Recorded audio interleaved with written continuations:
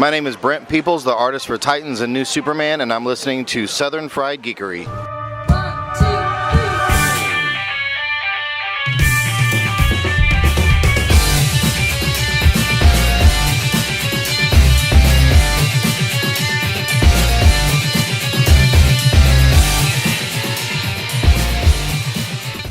All right. Welcome back to another episode of the Southern Fried Geekery podcast. It has been far too long. It's been a hot minute since we've sat around this table again.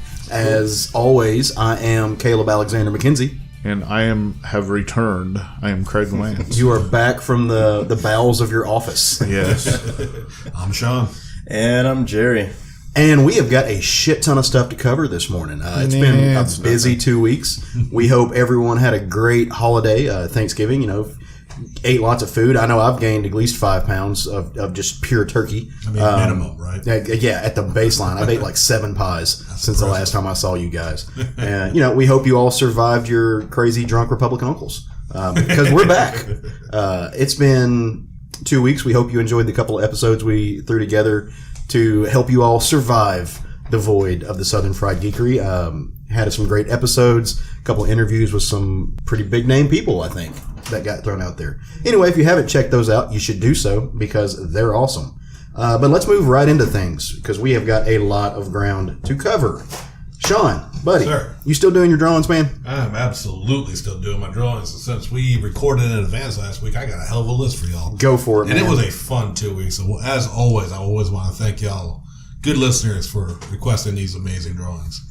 So we're starting off first with, I believe they were the Cabbage Patch Pets, the Kusas. I hope I'm saying that correctly because Wendy Freeman asked me to draw hers that she loves posting on her social media of these dolls where she's like going different places. It's awesome. I enjoy drawing them. But she inspired an 80s revolution, which the next few drawings will show. Because after that, Rod Hedrick requested a Wuzzle, and I chose the one my wife had as a child, and that was Butterbear. Following that, it was a meeting of Swamp Thing, Man Thing, and the Heap. Swamp Thing's 80s. So he debuted in the 80s, didn't he? So still keep the 80s theme. It's when, what was it, Lynn Wein and... Bernie Wrightson. Yeah. But I think, it may have been late 70s. Late 70s and 80s. It all blends. That grouping was requested by Mike Del Vecchio. And I believe it was Stephanie Straw had a name. Because when I posted, I asked the listeners out there to name this team. And I believe he said like E. coli, something like E. coli let us throw away. Yeah, that was the week that everyone, all the vegans were going insane because all of the romaine lettuce was tainted with the E. coli or something like that. Named the group, which I approved of.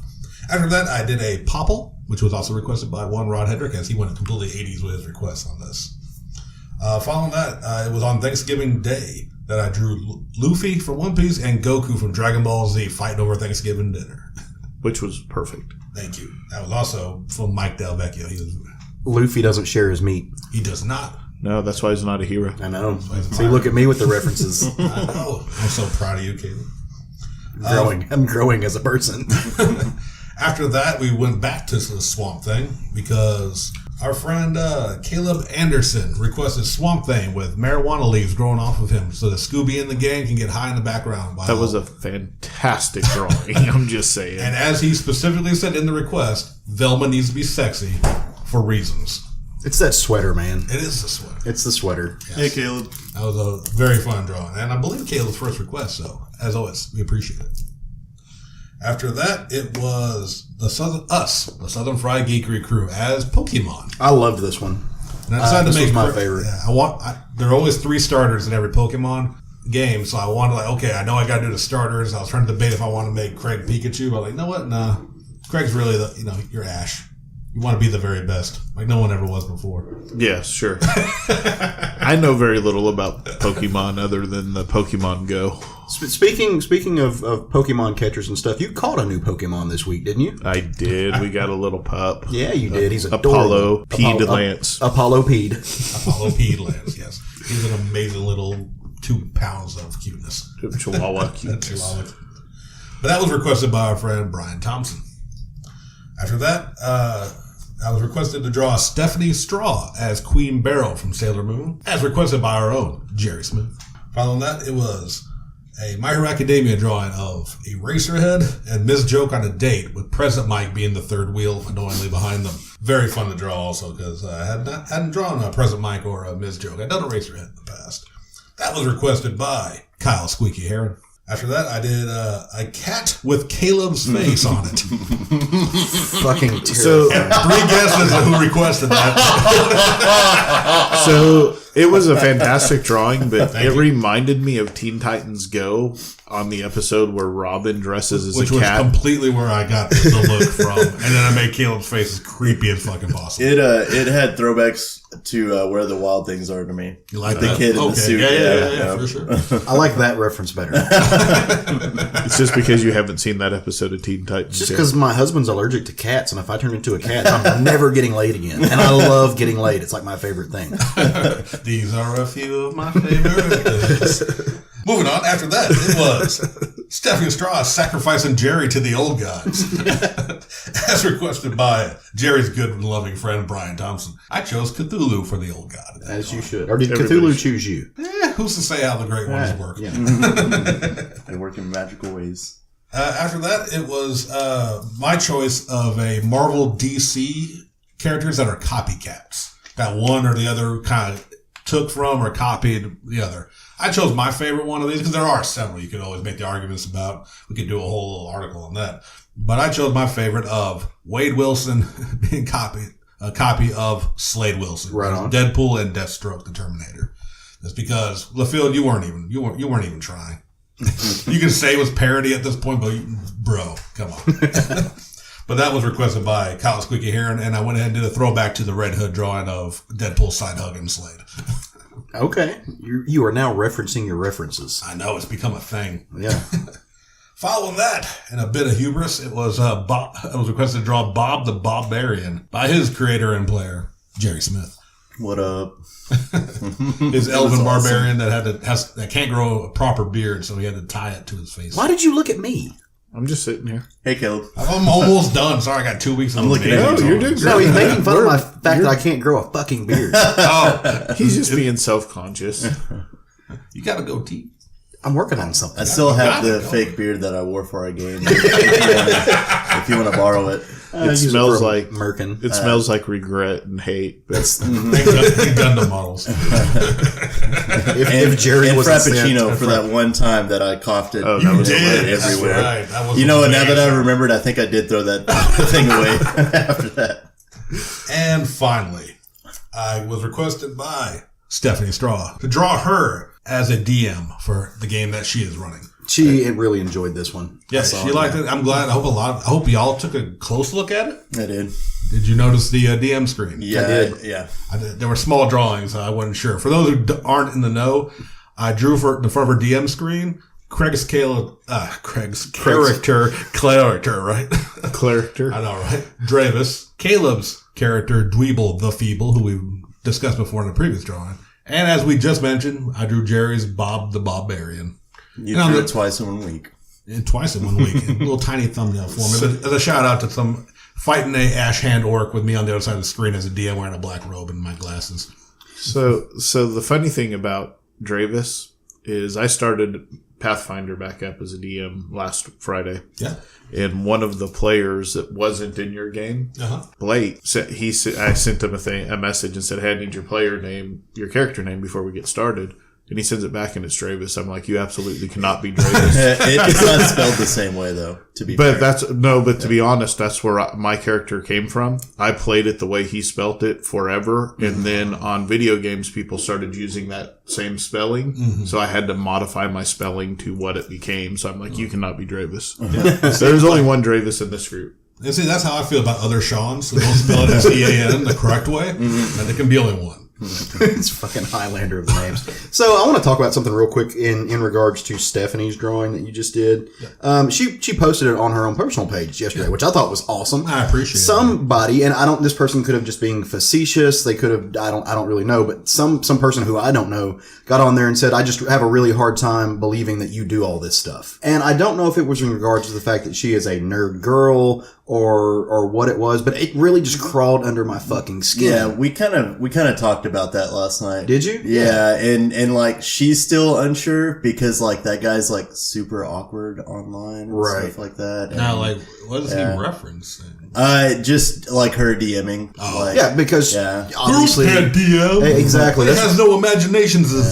yeah. That's what it came off a little bit to Like me. he was and trying to troll or something, you know. I'm just like, in this case, bruh, like, and not just because Stephanie is the significant other of my boy over here, but in a lot of ways, Stephanie is living the fucking dream. Like, she is a professional nerd. Like, she is getting paid to geek the fuck out. Like, in some ways, she puts a lot of us to shame in the fact that she has chosen this as her career. If you doubt that woman or just women in general as being a significant and massive part of the geek community, then you're either living under a rock or you can't see past your own dick. And you should stop. And like that. Just like, go fuck yourself and get over yourself. Yeah, that crawled all up underneath my skin. Whether it was like, and like I said, we don't know. I don't know the person. I assume none of us know the person. There is an ongoing thing I've seen in just some chat rooms and stuff online, message boards of the whole fake geek girl element.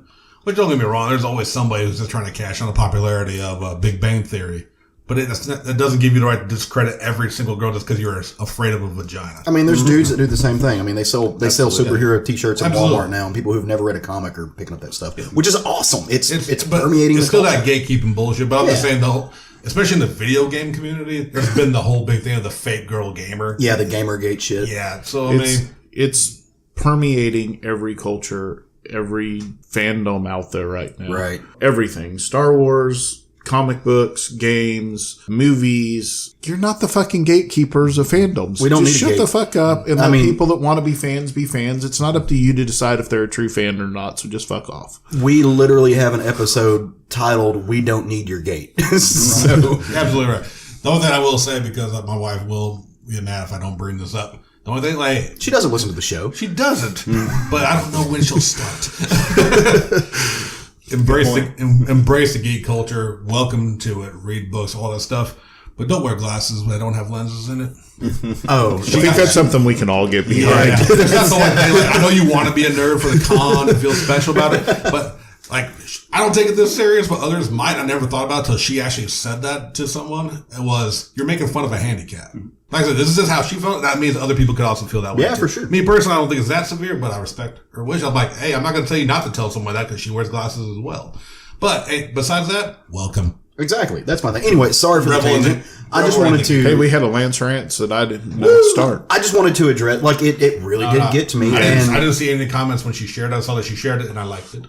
I'm like, bro, what are you doing? I don't know. Anyway, I don't want to get back on that. Shout out to Stephanie because she is a fucking rock star.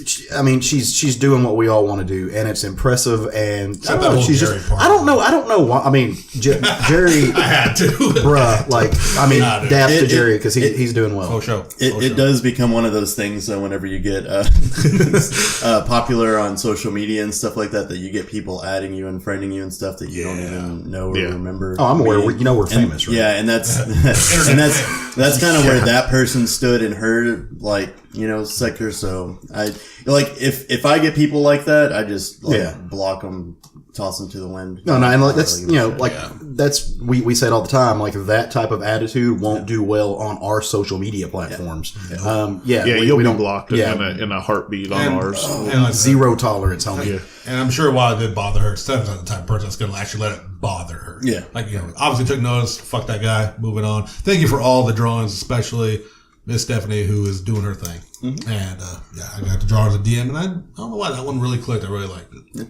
I miss you. I love you, Stephanie. All right. Well, let's move on because we got some listener questions to cover. And this one was interesting. This one took some work because let's just get into it. It was, the question was, what are your top 5 what ifs or your thoughts on the current what ifs? And this was by Mr. Paul Richarme, I think is how you pronounce his name. If not, I'm deeply sorry. I would love for you to come on the show and correct me. Can I start on this one? Yeah. So, Paul, I don't want you to think that I'm just backing out on this, but what ifs have never been my thing. I don't read them. I've never read them. In fact, I check out of stories when I know that it's going to end Outside sometimes. of continuity. Yeah. The only thing I'm even closely reading to that right now is Marvel Knights. So it's just not really my thing. So, Paul, I don't want to give other people's thoughts on this. So I didn't go to the internet and get a list or anything.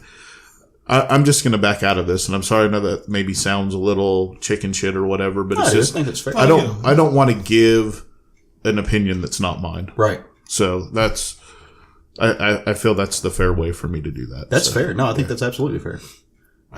So I'm kind of mixing. I did a little bit of the both. So I was talking to Sean earlier, and he kind of said something similar. So I think this is going to be the 5 minutes of Jerry and Caleb supremacy time. Yeah. But I do have several what ifs in my collections. I've read several of them. I had a hard time picking a favorite. But so what I did is I mixed it. I've got a few on my list that I have read, and then I've got a few on my list that I actually went back and looked at all the what ifs that they've produced and saw the ones that I would want to read if I could get my hands on them. So Jerry, Jerry, you're kind of the grand marshal of the what if parade. I really love alternate tellings and seeing how things could have ended up differently. Right on. I think that's why I like Spider-Geddon so much, why I liked, whenever they were doing the Marvel Warps so much. It's just like kind of the cool, I don't know, just what could have happened in this situation. As for the new ones that just came out, they were very hit and miss. Like, I didn't expect them to be that hit or miss. Wasn't for me. But the What If Thor was raised by frost giants. I actually enjoyed that one. I don't know if you read that one. I did. That was actually one of them that I liked better. Yeah. It was pretty interesting. It was, essentially Odin dies in the situation in that war, and, Thor gets adopted by, Laufey? Yeah, instead of Loki being adopted by Odin. And then, it kind of turns into this thing where Loki kind of becomes like more of the hero character and everything in that. And I thought that was pretty badass. And then plus he had that gigantic ass hammer. Right. They had the what if, Peter Parker became the Punisher. That was pretty interesting, but out of the Spider-Man ones that they did, this year, I definitely like the Flash Thompson one the most. Okay. To no one's surprise. Yeah. Zero people. Well, it was just that story of like seeing Flash Thompson trying to be a hero without learning from his hero first. Yeah. Right. So it really kind of showed you how important the influence of Peter Parker and Spider-Man is in people's lives, and especially in Flash Thompson's life. It just Thank you, Stanley. Yeah, I know. It's awesome. And Steve Ditko. I don't want to. I had a couple of the older ones, but if you wanted to mention some, Yeah, no, I do. Sean, did you have? I'll go, let me go ahead and get mine out the way. Okay, yeah. Because like Craig, I'm not big into the what if issues. I remember reading one or two. I couldn't even tell you what necessarily happened. And one of them, I think, was about some Wolverine being a vampire. I don't know. Yeah. I read it back in the day. And my issue with them is this: I don't like single story what ifs. I like you take me to an alternate world, let me be there for a little while. So what I was just going to do with mine was I had my 3 favorite alternate realities, which in my mind are kind of like a longer version of the what ifs. Mm-hmm. So just a quick shout out to Batman White Knight. Okay. Kingdom Come. Okay. And the original Old Man Logan. Okay. Those are some of my favorite, like, alternate history, alternate reality stories. To me, those are giant what ifs. I just don't want to be there for a single issue and then never explore it again. So really, that's all I got for them. Okay, very cool. Well, I'll run down my list if everyone's cool with that. Go for it. So I'm going to start with, I did this 5, 4, 3, 2, 1. So I'm going to start with Countdown. Blast off. Go. I love you. God, I love you, Craig. number 5. 4, 3, All right. 2, Where 1. we go. Anyway, the gonna have first two one two-man was what if number 2. Actually, it's what if the Hulk had always had Bruce Banner's brain. I love this because it kind of conceptualized the smart Hulk, and we've seen that become a part of Hulk history. It was written by Roy Thomas and drawn by Herb Trimpe, and it was interesting because Thaddeus Ross actually defends the Hulk in the book. And that's not always been the case. It's always been Thaddeus Ross Never been the case. Right, yeah. Never. From there, I went to What If number 10, which I think Sean and I actually had some some of the same wavelength on. It's what if Jane Foster had found the hammer of Thor? And if you've been reading Jason Aaron's run, I know Craig, you didn't dig on this too much, but I love this book and I love the entire arc of it. I didn't mind Jane Foster having the Thor mantle. I'm not going to say she was Thor because that's his name. It was a little strange. I don't mind. She have her own name. Yeah, because that's like when Beta Ray Bill picked up Thor's hammer. He didn't become Thor. He was still Beta Ray Bill. Yeah. And it's funny because like Caleb mentioned the crossover because I was gonna like just mention a couple that came true, and this was one of them. Mm-hmm. But in that cover, she did have her own name. At least on the cover that I looked up, and it said, "What if Jane Foster picked up a Thor?" And she called herself like Thordina or yeah, it was something like that. It's been a long time since I read it. Thordison. Yeah, she had her own name in this original one. But that's what I love about these books, because you have a lot of writers now who will go back and look at these one-time what-if stories, and they'll create arcs out of them, and they'll throw it into current continuity, and I think it's really cool. The third one on my list was number 21, What If the Invisible Girl Married the Submariner? Look, I mean, guys, to the surprise of nobody. I'm just saying, Sue been wanting it for a long time. It's been her biggest character flaw is that, although she absolutely loves Reed and she loves her family, you can't look at that. You can't look at Namor and not get a little thirsty. She wants that water. Huge fan of The Shape of Water is Sue. Fucking I just want to say that Shape of Water is not a remake of The Creature from the Black Lagoon. Now we can please go on. You're right. But in that story, I think Thank you, Craig. Thank you. And so many of these were drawn by so many of the greats. Number 10 was drawn by Don Glutt, or was written by Don Glutt, drawn by John Buscema. Number 21 was drawn by Gene Cohen, and again, Sue becomes the Queen of Atlantis. The next one on the list, number 2, was What If the Original Bullpen Had Become the Fantastic Four? This I actually own this, and I love it because you get to see Flo Steinberg, you get to see Jack Kirby, obviously you get to see Stan Lee is in it, and Joe Sennett is in it. And you get to see all of these titans of that early Marvel bullpen working with these characters that really launched the Marvel universe. And I think it's fantastic. Can I guess your number one? Yes. Okay. Because I had one on. I don't think you're going to be able to. Okay, probably not. What if Rick James had become the Hulk? No. I also think you read that wrong. No. I know which one you're talking about, but they did make a What If Rick James. Oh, did they really? Yes. Is that an actual issue or just an alternation of the real one? I think that's sure. a meme. Is it really? I could be wrong. No, don't tell me. Don't say it. I could be wrong. I may have destroyed his. Well, while you're looking that up, I want to throw mine out there. This is my favorite. I want it to be real for the record. This is my favorite What If. It's number 46. It's the next to the last one that they did, and it's What If Uncle Ben had lived. It's done by Peter Gillis and Ron Friends and Bill Sienkiewicz. Did the cover to that. Peter Parker became a professional wrestler, didn't he? Dude, it's been a long time since I read that. Wasn't like the cover showed him wearing like a cape on the talk show? I think he'd be in a It's a parody of the Rick Jones one. See? Yeah, I wanted it to be real though, but I was like, I'm sorry, Jerry, I had to. But what if Rick James did become the Hulk? Anyway, that's mine. That's I'm my Rick five. James, bitch. Exactly, smash. What I was going to mention, unless Jerry has on it, he can get into more detail. When I said I found a couple that were like that came true. Mm-hmm. Another what if issue was what if the Spider clone had lived, right? Which eventually became Ben Reilly, correct? Yeah. That is the original clone. Yeah, we're Ben talking Reilly about. and Kane. So again, like you mentioned, these writers, maybe that's where they're going from. Did you know Ben Reilly's died 27 times violently because he said it 85 times in the last issue of Spider-Man? Well, like, and they kept, not to derail this. They kept bringing that up in like his series too because it was relevant to what happened at the end of his series. Yeah. Okay. So, is he the one who wears the stupid fucking sweater? Yes. Okay, that's my dad. It's a blue sweater. Best fucking hoodie. And it's a hoodie. Some others a note that I thought was kind of cool that sort of came through. They did a what if Spider-Man had kept his cosmic powers? That was whenever he became what was that? He was Captain Marvel, wasn't he, when he had the cosmic powers? Did he actually take that man? Captain Universe, I think, is what it was. Oh. Yeah. Well, they actually did that in Spider-Verse, the last run that they did, and they had him as that, and he was like one of the most powerful. They took care of this one pretty quickly. Yeah. well, like they killed him in Spider-Verse. Yeah.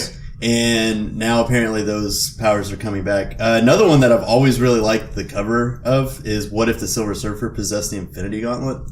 Like, it's just super I remember badass. that one. So that one kind of came true. Yeah. With the whole Thanos thing that just happened with Cosmic Ghost Rider and all that. So many of the what ifs have come true. I mean, on it's some a level, variation of it because somebody else became the Silver Surfer that became the... And Sean kind of brought up a good point because Paul did not mention if it was Marvel or DC. So my favorite DC by far would probably be Red Sun Superman. And that's basically a what if Superman's pod had landed on Earth like a few hours difference and landed in Soviet Russia, and he was raised with the Russian ideals and everything, and it was phenomenal. Written by Mark Millar. I cannot remember who the artist was for that, but I think they switched halfway through. But friggin' love that book. But yeah, I think that's all I got for what ifs. I love the what ifs, if not in practice, in concept. I think they're a great idea. It's really cool to play with. You know, because it's what we do as nerds. Like we all get around. And we ask that question. Well, Who wins between Goku and Superman? Right. I mean, seriously. Yeah. How questionable what if? Any planet that's not Earth. More is just we don't care. So, all right. So we have a second one this week, and I actually chose this one for the group. Sorry to everybody who's got a question in the queue. We are going to get to you, but I wanted to do this question because Hanukkah starts this week. In fact, I think it starts 2 days, if I'm not mistaken. We've got a couple of Jewish friends who listen to the show, and we want to wish all of you a happy Hanukkah. And we hope you have a great holiday. So I want to know from the group, who is your favorite Jewish comic character? I'll start off. I went back and forth between a couple of different ones. I was going to do Kitty Pryde, and then I decided to go with Magneto. Magneto's not a more favorite character than Kitty Pryde, but I feel that him being Jewish affects his character more. It's a large part of his backstory. It's out of all of the Jewish characters out there that are in mainstream comics, I feel like him being Jewish is probably the one that affects who he became. He was in a concentration camp.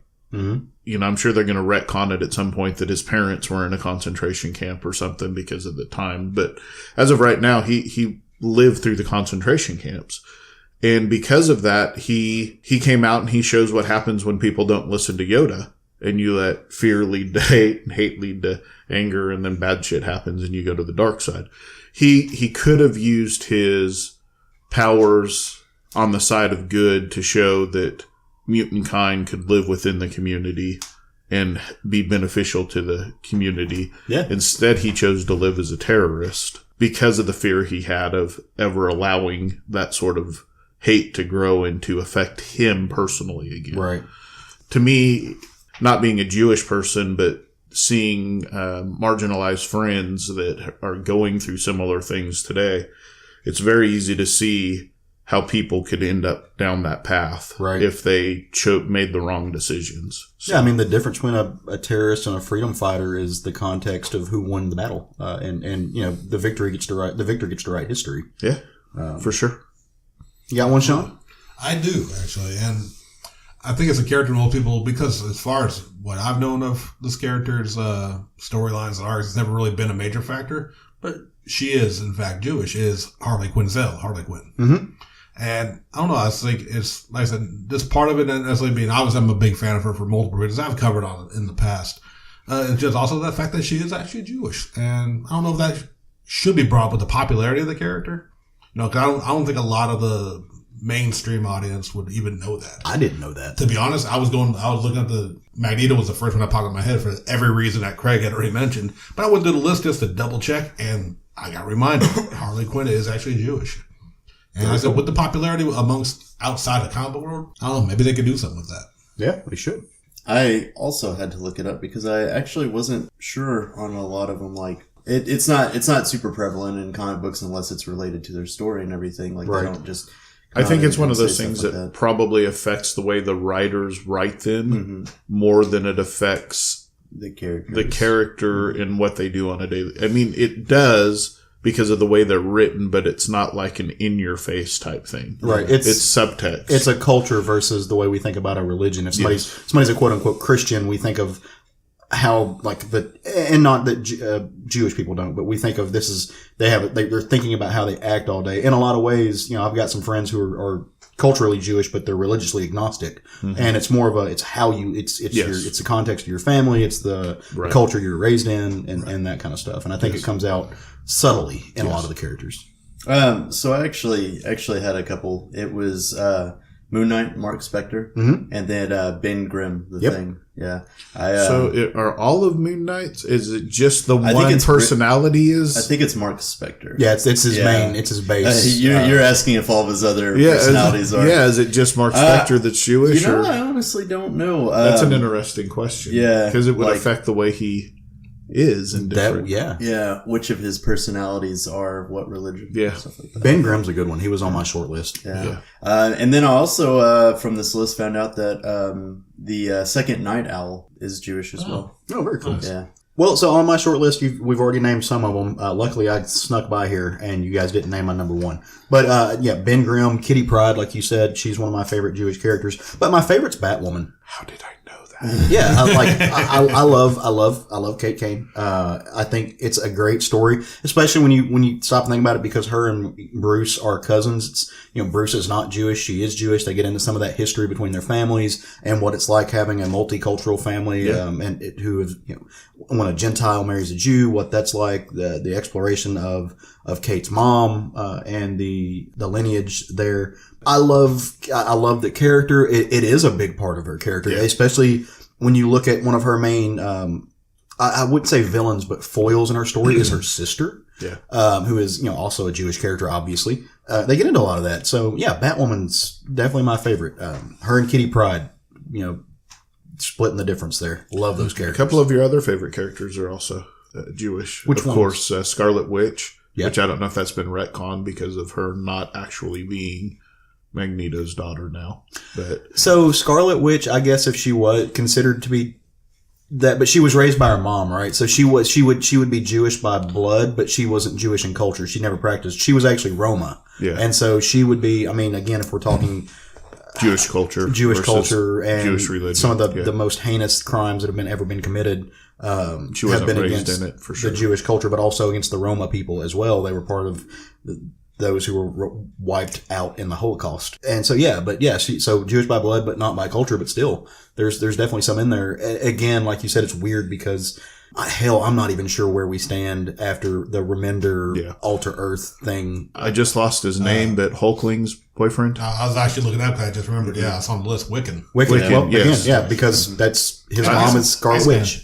Iceman is. I did not know Iceman was Jewish. Iceman got the trifecta of marginalized, right? Did he not? He's Jewish, gay, and mutant. Mutant. I completely looked over her in the list. Gertrude Yorks from the Runaways. Yeah, I missed that name when I was going through the list. And it's not surprising that a lot that the stories are permeated with these Jewish characters, because when you look back at the great creators, like we could not have comic books today. We would not be sitting here right now if it were not for Jewish immigrants. They created, Simon and Schubert. Yeah, Simon and Kirby, Stan Lee, Stan Lee's brother. It's so many of the old school, especially Silver Age creators, but even go back to the Golden Age, were of Jewish heritage and descent, and both probably culturally and religiously. Oh, Will Eisner was Jewish. Bob Kane was Jewish, and a lot of them changed their names. Issues with him, but it doesn't change who he was as a person. Yeah, a lot of them changed their names because they didn't feel that Jewish names would sell comic books. Right? But, no, Stan Lee. Yeah. So there's a lot of them, and they're great. So I thought it was important, and I wanted to talk about that a little bit because we are coming up on the major Jewish holidays, the Festival of Lights. It's 8 days of awesomeness. All right, so let's move on just a little bit. We've got some news to talk about. I just, again, solidarity or Jewish friends, happy Hanukkah, guys. All right, so in the news, we are now in the month of December. It's last week. All the books of 2018, we're coming to the end there. And like any good podcast, did he just say the last month of December? Yes. Did I? Okay. The last week, the last days, whatever. Shut the fuck up. Shut up, Jerry. We are coming upon the last days of the year. And like all good podcasts and good nerds, we have our favorites of the year. But we're going to do our own show. I think it's actually, if I'm not mistaken, it's how we started our podcast. I believe it was our first or second episode. First or second episode was our best of 2017. Now we're going to do the best of 2018, and we are teaming up with Kapow Comics over in Sherwood, Arkansas, to bring you the Golden Geekery Awards because we're original. We have a link on all of our social media sites where you can go and you can fill out a form. It's really simple. You don't have to do anything. If you want to cheat, you can actually fill out a couple, but I'm not encouraging you to do that, but you can. But you can go in there and it's, best writer, best artist, but it goes beyond comics. It's what's your favorite wrestler? What was your favorite movie? What's your favorite comics related thing? What's your favorite podcast? And it doesn't have to be us. I listen to a ton of podcasts. But it should be. But yeah, it's a really cool list. I think we've got a good one together. It's going to turn into a great show. We're talking to the owner, Matt, over at Kapow, and when we get the list, that's way too many plugs for Matt in one show. It's true. But I think the reason is he's going to offer like discounts on certain things that we've been kind of chit chatting about for the end of the year. So we want your opinion, and we're going to compile that, and we're going to make it into another show. I'm looking forward to it. It's going to be a lot of fun. Also, if you, because we're amazing, go ahead and just go submit your vote for us of best podcast at the iHeart Podcast Awards, iHeart Radio Podcast Awards. Just so they have to. We're really fighting and fiending for that top spot. Gonna dethrone the leader. I'm trying to get us on iHeartRadio. It's the struggle is real right now. Yeah, just go ahead and vote for us, and then they'll ask us to if you want us on iHeartRadio, get your friends to listen to the podcast because we need some more subscribers. Absolutely, I think is what it comes down to. Well, for that, and for also what's the other one? The one that everybody loves. That's not Pandora, but it's you're talking about. Anyway, there's another one that we have. Another one. Spotify. Yeah.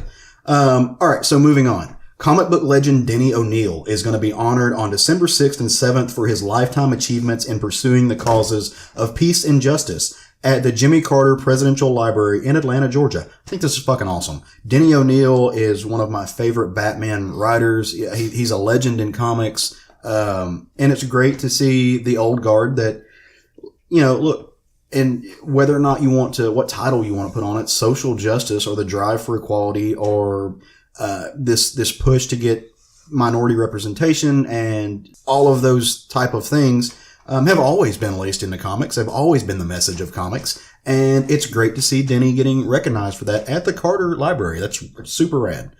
Because this goes beyond just the community of comics, right? Like this is getting people outside of our culture to recognize it. It's at a presidential library. So that's cool. So congratulations, Mr. O'Neil. Very cool. Super and it also speaks towards where comic books have come in the past few years. Yeah. How they've grown into main culture. Yep. Yeah. That a comic book writer would get nominated, let alone actually selected for this award.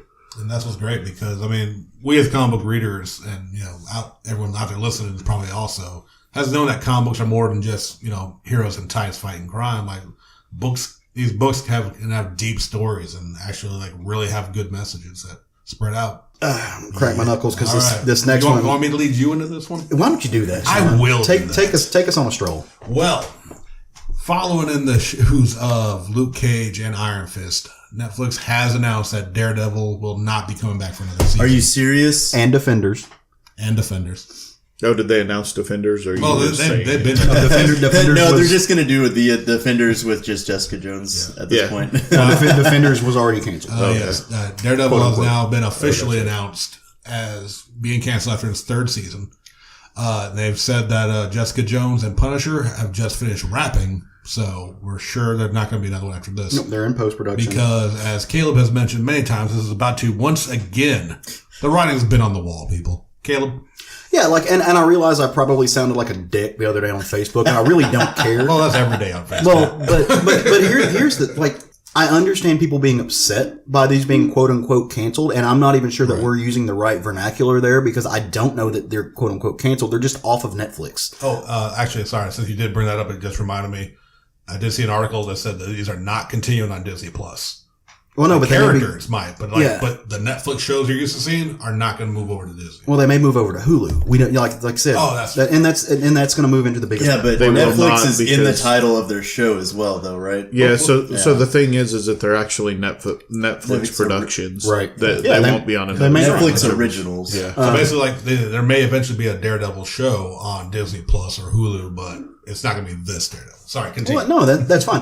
Like I said, I understand people being upset. I just don't understand people being surprised. Like the internet lost its collective mind. Like there was wailing and gnashing of teeth on the message boards. The internet overreacted about something? Well, I don't fucking understand how you can be surprised because, like you said, they've canceled Iron Fist, they've canceled Luke Cage, they've canceled Defenders. All of these have came after the season, the last season releases. Daredevil season 3 dropped. They canceled that. Like, it's part of the Disney Fox merger. as a fandom, I understand why people are confused because people from both companies came out and said we're not canceling the shows, and then they have slowly canceled the shows. So I understand why the fandom doesn't get it. Was that before the merger, though? I mean, No, it was after. It was after they canceled Luke Cage. Disney came out and said the other shows are not being canceled. Okay, I'm about to say, I do remember them saying these are not the end for the characters. No, they I said... don't remember that, but okay, yeah. yeah. So I remember. I don't know. I'll find it for Okay, you, yeah, but for sure. yeah. So here's the deal, guys. Marvel is owned by Disney. Disney just merged with 21st Century Fox Studios. Fox owned a 30% share of Hulu. Disney also owned a 30% share of Hulu. Math will tell you that Disney now owns a 60% share, making them a major shareholder. They legally, because of antitrust laws, can't produce stuff for Netflix. It means that they own the market. They can't do that. So when that merger came through, maybe I just took it for granted. I don't know. I was like, oh yeah, all of this shit's going away. And that's what, I remember saying it back when Iron Fist got canceled, and then when Luke Cage got canceled, and then when Defenders got canceled. It's all going away. And like you said, Jessica Jones, they're going to drop the next season, it's getting canceled. The other, Punisher, they're going to drop the next season, it's getting canceled. So since Marvel owns the rights to these characters, I don't see all of them making it to a different streaming service owned by Disney, but there's very likely that Daredevil will end up on Disney. We'll have a season 4. It's just not going to be produced by Netflix anymore. And it may not even be like the same crew and cast. I imagine they're going to keep the same cast if they can, I would because hope so. dude that plays Daredevil, Charlie Cox. yeah, Charlie Cox kills it as Daredevil. So Yeah, it's good. I don't think we've seen the last of these people at all. But it just, again, like, and it's not even necessarily everyday average people that, like, I mean, on some level, I can understand. I get my husband's married to me and he has no idea what an antitrust law is. I had to explain it to him. I get that just the layman would know this, but like IO9 was putting out like a major nerd-based website was putting out all of this stuff like, I can't believe this happened. Yes, you can. You fucking knew this was going to happen. So just to be fair, That's just attention grabbing. yeah, it's clickbait. That's all that is. well, and also to be fair, just because you have a publication that's based in something anymore doesn't mean you have any sort of training in journalism. Yeah. Well, but IO9 does. Like, IO9 does. Like, they may not be the best, but they do. Like, those Well, are... I mean, so does Bleeding Cool, and they put out a lot of shit too. Well, that's true. But my point is, I'm not going to Rich Johnson. there's a lot of there's a lot of people out there that are. The internet allows people to put whatever they want to out there. You can write a blog, you can start your own publishing magazine, webazine, whatever. You don't have to have any journalist integrity to do that, Right. or even go beyond the basics of research to do that. Yeah, look at us. No, and I agree with that. But again, like the ones I'm talking about, though, they're not smaller independent presses like Entertainment Weekly. Yeah, I mean, yeah, they blew it for sure. they like all of these people like, and again, maybe it's just clickbait, but still, it's fucking annoying because I don't necessarily even really I'm trying to be nice. I don't really understand how everybody didn't see this coming, but when you're inside the industry, when you're an entrenched company whose entire purpose of existing is reporting on the industry, like Entertainment Weekly, like IO9, like comicbook.com, then you knew this was happening. You know how these laws work. And like, what are you spinning stuff up for? Like, what are you mad about? Like, I don't know. Like, bruh, I was not surprised. And I don't understand why the big people in the industry were acting surprised. Like, you saw the shit coming. And now Caleb's gotten it out. It's just annoying. And this is the last we'll ever hear about it until they announce Jessica Jones cancellation. You gotta go through all this again. Exactly. Like, I know it's coming. Yeah, absolutely. But yes, it's sad because Daredevil season 3 was really damn good, and it finished as my favorite one on the Netflix. Oh, and I also want to throw out there, it's not Netflix's fault. Like, I keep seeing people saying, fuck Netflix. Like, Netflix didn't do this, guys. Netflix would very gladly continue on at least the Daredevil and Punisher shows. Yeah, this is the problem with essentially 3 mega corporations owning fucking everything. Like, everything. I think it's pretty clear by the fact that Disney put so much of their property on Netflix that they had intended to buy Netflix at one point in time. They did. They just did. There was a lot of talk about that. Yep, they couldn't make it happen. So they said, "Fuck you, we'll buy Disney and have our own streaming service with blackjack and hookers." Well, and they own Hulu. Like, they're keeping Hulu. Like, Hulu's not going anywhere. So I don't know if these, because like you said, they're Netflix stuff, but Disney has its mouse image. They have their shiny, clean, I mean, they won't go over PG-13 type stuff image. And they'll put out stuff like Runaways, I think. That might move over to the Disney streaming service. They'll put out... That's already on Hulu. Yeah, it's on Hulu, but like they're going to put those like more kid-friendly or more family-friendly shows on those. They will put... I don't know. I'm pushing. I mean, I'm not saying it's a hard R, but I think it's a strong PG-13. What I'm saying is they are going to put more lighthearted stuff on the Disney streaming service. Right. They will put the more gritty stuff they produce on the Hulu streaming service. For sure. Yeah, that's where I was getting at with that. I got you. Yes, you brought Runaways. Yeah, no, for sure. Call that kitty. Compared to Punisher, it is. Tomato. They have a raptor. They do, and he has a in a shopping cart. Which, by the way, also a little side note news: the season 2 trailer dropped and it's already looking amazing. For real. All right, cool. Sorry. Anyway, we've gotten past this. But yes. Okay. 10-bell salute for Daredevil. So, in a little bit of sad news, Gloria Katz, the screenwriter with credits such as Howard the Duck, Indiana Jones, and the Temple of Doom, and American Greedy, passed away at the age of 76 this week. Yeah. Apparent complications or directly related to ovarian cancer. And a really sad not ovarian. I think I said ovarian, but ovarian cancer.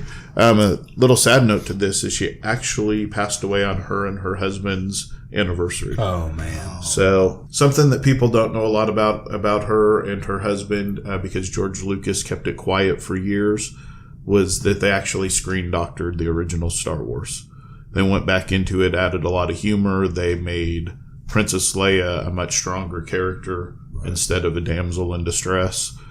They don't get any writing credits for some reason, but I'm sure they've been paid well. But I would hope so. You know, somebody that's been entrenched in, I'll say, genre type films for years now, you know, better part of 40 years. You know, that's a sad day to lose somebody like that. So that's tough. As we say, 10-bell salute. Yeah. One of the unspoken heroes. I mean, we spoke about Flo Steinberg earlier. If you look at, you look in history, you always hear the what is the cliche saying, behind every good man, there's an even better woman. And in so many cases, that's true. Like, women have pushed the pop culture /nerd /geek industry. And they've always had a guiding hand for it. And well, the crazy thing about Star Wars is there's actually quite a few women that were involved behind the scenes that you didn't know. No, absolutely. George Lucas's ex-wife, Marcia, she hadn't been involved. It would have been a completely different movie. Yeah. So there's that's for sure in a lot of different things. A lot of times there's people behind the scenes that never get the credit that they should get. No, absolutely. All right. Jerry, Sean, you want to flex your muscles a little bit? What muscles? Welcome to the gun show. Yeah. All right. Why don't you guys tell us about some manga, brother? Start us off with a bowl of Manga Ramen. I don't remember if I know how. I know it has been quite a while until we get our full bowls of Samurai Champloo. It's a great series. Did you say shampoo? Champloo. Champloo. Yeah. Listen to the fucking show, Caleb. God, Caleb. What is wrong with you? But that is what we are discussing on this episode of Manga Ramen. For those who don't know, this is from the Shinichiro Watanabe, who is famous for Cowboy Bebop. This was his follow-up series because that's really the only one he had done as far as anime-wise. The anime aired in May 19th of 2004 and ran all the way through March 19th of 2005 for 26 episodes. And this is I guess you could say, kind of a genre breaking. Oh, sorry. Yeah. So you're all choked up just thinking about it. Yeah. It's so it's set in an alternate version of Edo era Japan. It's kind of cool because it has a lot of hip hop style. And that's what I was meaning by like it's a samurai. It's a period piece in the Edo period. Period piece in the Edo period. I just said that. Sure. Right on. It's a thing. Rolling on. But you will get a samurai wanting to challenge someone to a duel on a bridge that looks like something out of a Kurosawa film until his lackey shows up and takes I'm going blank on the short sword handle so he can start beatboxing. The wakizashi or tanto. Tanto. That's what I was thinking of. Yep. Pull out the tanto so he could beatbox to it while they're rapping about how his boy's going to kick the other guy's ass. That's interesting because in a lot of cases, the ones you guys have talked about as far as anime and manga go, there's more of like a hard rock and metal influence. And true. I haven't ever heard of one being a hip hop influence. It's pretty This cool. one It's very hip-hop. That's dope. Because I mean, like, what was the Stand and Deliver show that you guys were talking about? You're talking about Cowboy Bebop with the jazz influence? Well, there's that, and then there's the JoJo. JoJo's Bizarre Adventures, and which that one has gotten multiple music, but a lot of those stuff is definitely rock and roll on it. But this one, is like I said, it's just like from the background music of being hip hop music. They had a lot of like Japanese hip hop artists work on this, including I did not write it down who did the opening theme. He was a really big rapper in Japan who actually passed away. I think shortly after the show had made. But like I said, there'll be little things from that of just like your average just workers walking through, going to work, and they're just rapping about how hard their day's going to be. Nujabes. I think that's the one. I cannot pronounce it. It's Nujabes that did the opening. Yeah, I believe he had something to do with it. Maybe he passed away, but it's just from and on top of all that, besides just obviously like the hip hop influence they brought into just to mix up this world, it is a great just samurai story of like each of them having their own goals and missions that are all kind of becoming intertwined. It's been a while since I watched it, to be very honest. They all have like their own sort of style. So you kind of start your story off with this girl named Fu, who works in like an Odin food type place. And she's just kind of like, she might have had dreams or goals before in her life, but this is kind of where she's settled. And then you have Jean, who's your very standard traditional samurai type. He wears glasses. And he wears glasses. with lenses or without lenses? With lenses. With lenses. Which is actually funny because there's that one moment where this guy's hunting for Jean, and this other guy wants to fight him first, though, until he puts on fake glasses that are made of twigs or blow off in the wind. And then your third character in this trio is Mugen, and he's like, this very kind of like erratic, crazy, like headstrong character who, makes up his own rules. So, including his own fighting style, which involves breakdancing. Yeah. He actually, has sort of this, crazy developed style, and you find out later that, he actually comes from, some different islands where, they're more, I guess, kind of more islanders, like tribal islanders. Well, sort of like to me, especially that era, I would guess like probably I don't remember what they said specifically, but oh Lord, why am I going blank? I don't know. You're the one who started talking. I know, about it. right? Then I forget the big island that's outside Japan. Continue on, I'll get there. So Okinawa. Thank you. It was actually he's a vagabond from the penal colony of the Ryukyu Islands. Oh, there you go. So, he's a penal colony. Calm down. So anyway, these characters all kind of like collide, get into some trouble, and then end up, having to go on this journey together. It's pretty great because, Jean and Mugen start this fight in the Odin shop that she's working at. And like, Mugen has beaten the crap out of all of the lord of the towns. Yeah. Like, his kid and all the kid's bodyguards because the kid was disrespecting, the girl. And it's really where you get to see his style, which is very acrobatic. As I said with the breakdance, like he does windmills, and his Geta sandals are actually metal on the bottom, so he'll catch swords with it while doing like fucking windmills on the ground and shit. And like I said, the hip hop influence even into his fighting style is there. So Jean comes into this place, and they get into a fight, and the whole place is burning down around them. And then when they wake up, the Lord's men had captured them and pretty much tied them up. Fu goes to find him and is like, hey, if you guys make a deal with me, I'll bust you out of here or whatever. Long story short, they end up, joining together. They're about to fight each other. Fu, decides like, okay, we'll decide this on a coin toss. If it lands on this, then you guys can go ahead and tear each other to shreds. If it lands on this, then you guys have to help me with something. And the story kind of turns into this thing of like, she's looking for this samurai that smells of sunflowers and she needs their help finding him. So they're going basically from town to town, getting into these crazy like adventures and uncovering plots of things that are going on. And it gets like, there are episodes that are just wild and crazy, like them getting to this checkpoint and, Mugen goes to capture somebody and it ends up the whole reason these people are outlaws because they're growing fields of pot. And at some point, the fields catch on fire and everybody at the checkpoint and everything gets like really high and like it's supposed to be a really strict thing. And if people try to sneak through, then you could be punished by death and stuff like this. And like, it's like it starts off with this, guy that worked at the checkpoint. And, he's writing in his journal and he's getting ready to retire. And whenever he's recapping, this is the story that he's recapping. And like, they were gonna, murder, put, Jean and Fu down. And Mugen was going on this journey to, capture these people and the fields catch on fire. And then everybody starts partying and they just let people run through it. And then it just kind of became a close thing in the history books. They've got a part with a, Swedish, gay man that comes into the show. Like they have a whole episode on that. They have that beatboxing episode you were talking about. They had a baseball episode, which is one of my favorite, where like you have American travelers that are coming in. They want to land port and start trade up, but the Japanese were like, no, we're not going to do this. And then one of the American people sees one of the characters of the baseball, and he's like, why don't we settle this on a baseball game? And it just like.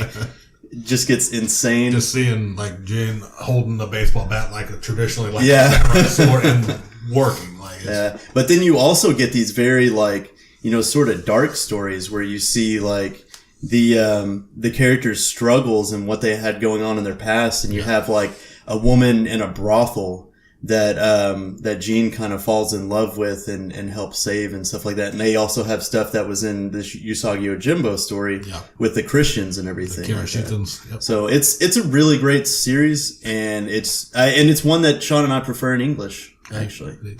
So I was just going to say, I'm always curious whenever baseball and American culture sneaks into manga, especially baseball, because baseball is huge in Japan. Yeah, no, absolutely. And I was recently reading this like history of manga thing for one of my classes, and it got into that. Very good read, by the way. Yeah. Did you finally get through? Okay, cool. It just kind of talked about that, how Japan being a weird.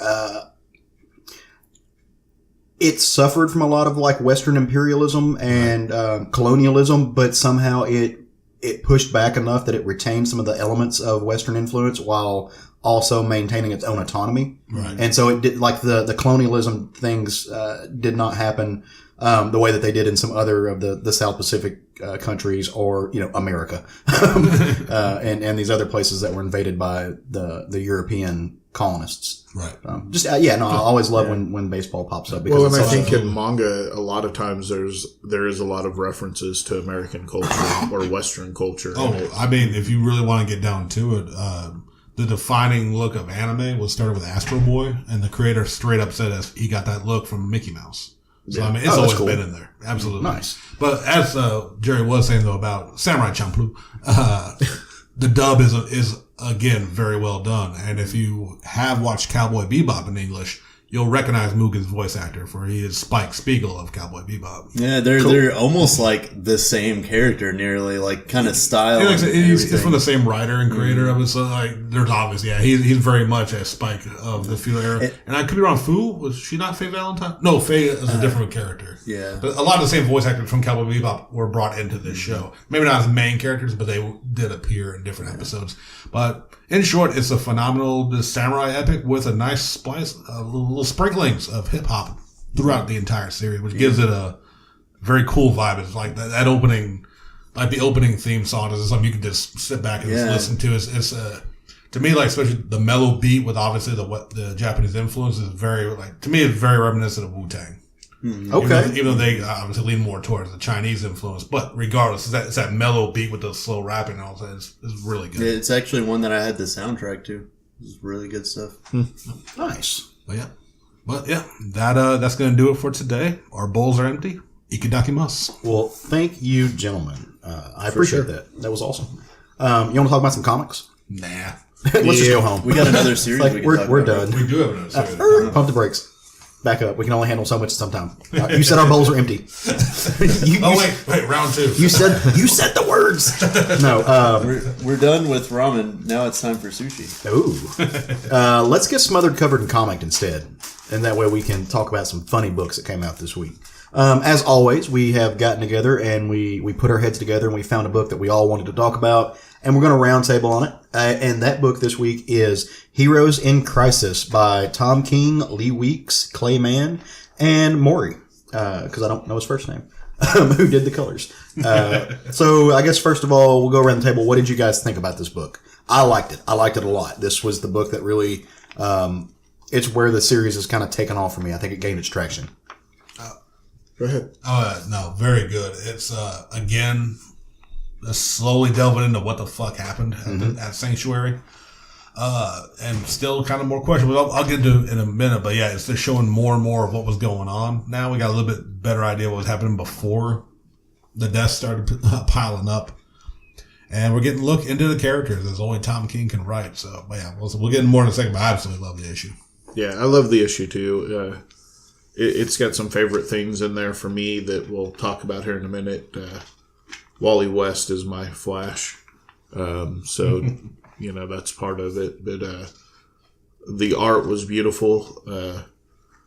Lee Weeks nailed it, which I don't know what happened to him on his Batman run. I don't know if it was the coloring or what, but it was not good in his arc. I agree wholeheartedly. But in this book, he absolutely nails it. Yeah, I really enjoyed this book. I'm enjoying this entire event. Everything about it so far has me drawn in. So it's been really good. Like the scenes with Lagoon Boy and all of his issues that he's having, and then he is the sequel to Creature from the Black Lagoon. Yeah, and then it's not The Shape of Water. The back and forth between Booster Gold. And Booster Gold. Yes, absolutely. One of my favorite moments. Yeah, it's that was a really great scene, and then we get some great scenes with Wally and the kids, and surprise guest star Captain Cold, who is DC's greatest villain. That whole one panel of guest stars. Right. And as always, I don't think we reminded y'all this week. Spoilers. Oh, absolutely, yeah. We are going to dive into this book. Yep. So my first take on the cover, because I kind of had a set idea that this was a Medusa mask. Mm-hmm. Not the case, actually. No. Before we get there, though, let's dig into a little bit of what's been happening in the book so far. For those of you who might not be reading the series, Heroes in Crisis is basically about a superhero self-help center that's been set up in the middle of nowhere in a cabin. It's uses Kryptonian technology rewired by Batman with Wonder Woman's compassion. And it's meant to be a place for a way for these superheroes to kind of battle their own PTSD. They can go there, they can relax, they can get some therapy, they can get some help, because they see a lot of bad stuff. Something has gone horribly wrong. In issue 1, you see this great scene of just bodies laying everywhere. Booster Gold is there and he's still alive. He thinks that Harley Quinn has murdered everyone. Harley Quinn tells him that he has murdered everyone. And that's now you're pretty much caught up to speed. Which brings me to like one of the big parts for this issue for me. But I think it's intentionally being written confusing. Yeah. Because like I said, we don't know, your instinct would say not to trust Harley because she is fucking crazy. My instincts tell me not to trust Booster. Because he's fucking Booster Gold.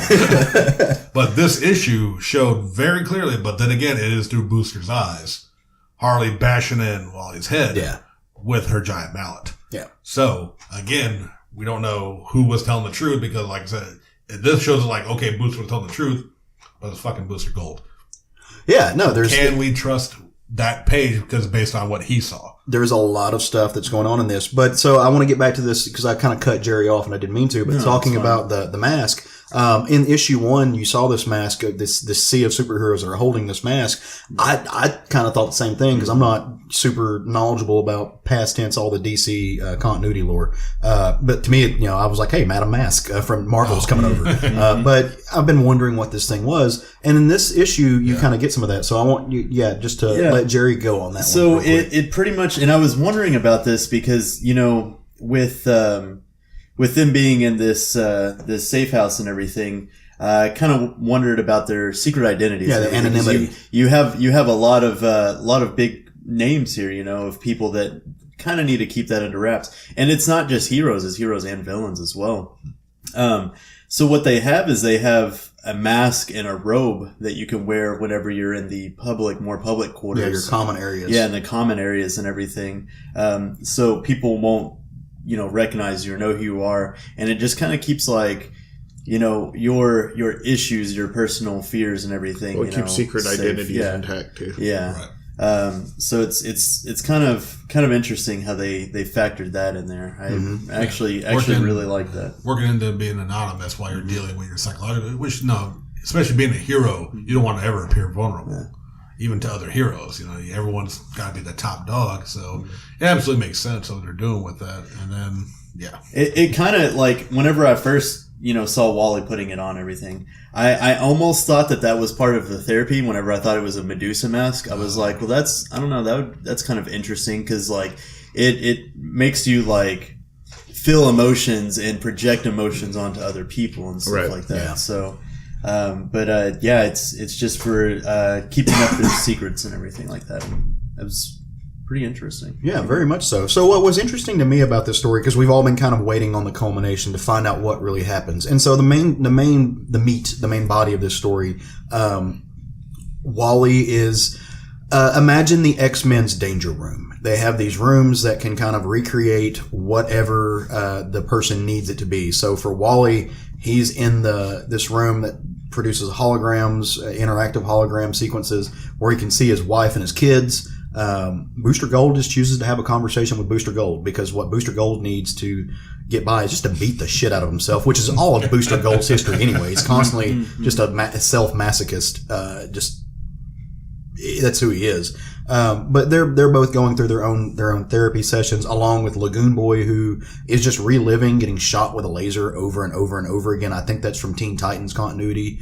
I'm not 100% sure because I don't know a lot about that character. Yeah, not in this recent continuity. Maybe Titans. Yeah, I think he was a Teen Titan at some point, but he's not part of this current group or the last few things. Okay, so but if it is directly referencing something, it's in maybe some other book. Yeah, the only thing that I can recall him even being in was Young Justice. That was my first introduction to him. Yeah, I haven't seen him in anything in current continuity, but it's been a hot minute. But I think that's part of the point of this is to show that they're kind of giving us some minor characters that stuff is happening to them as well.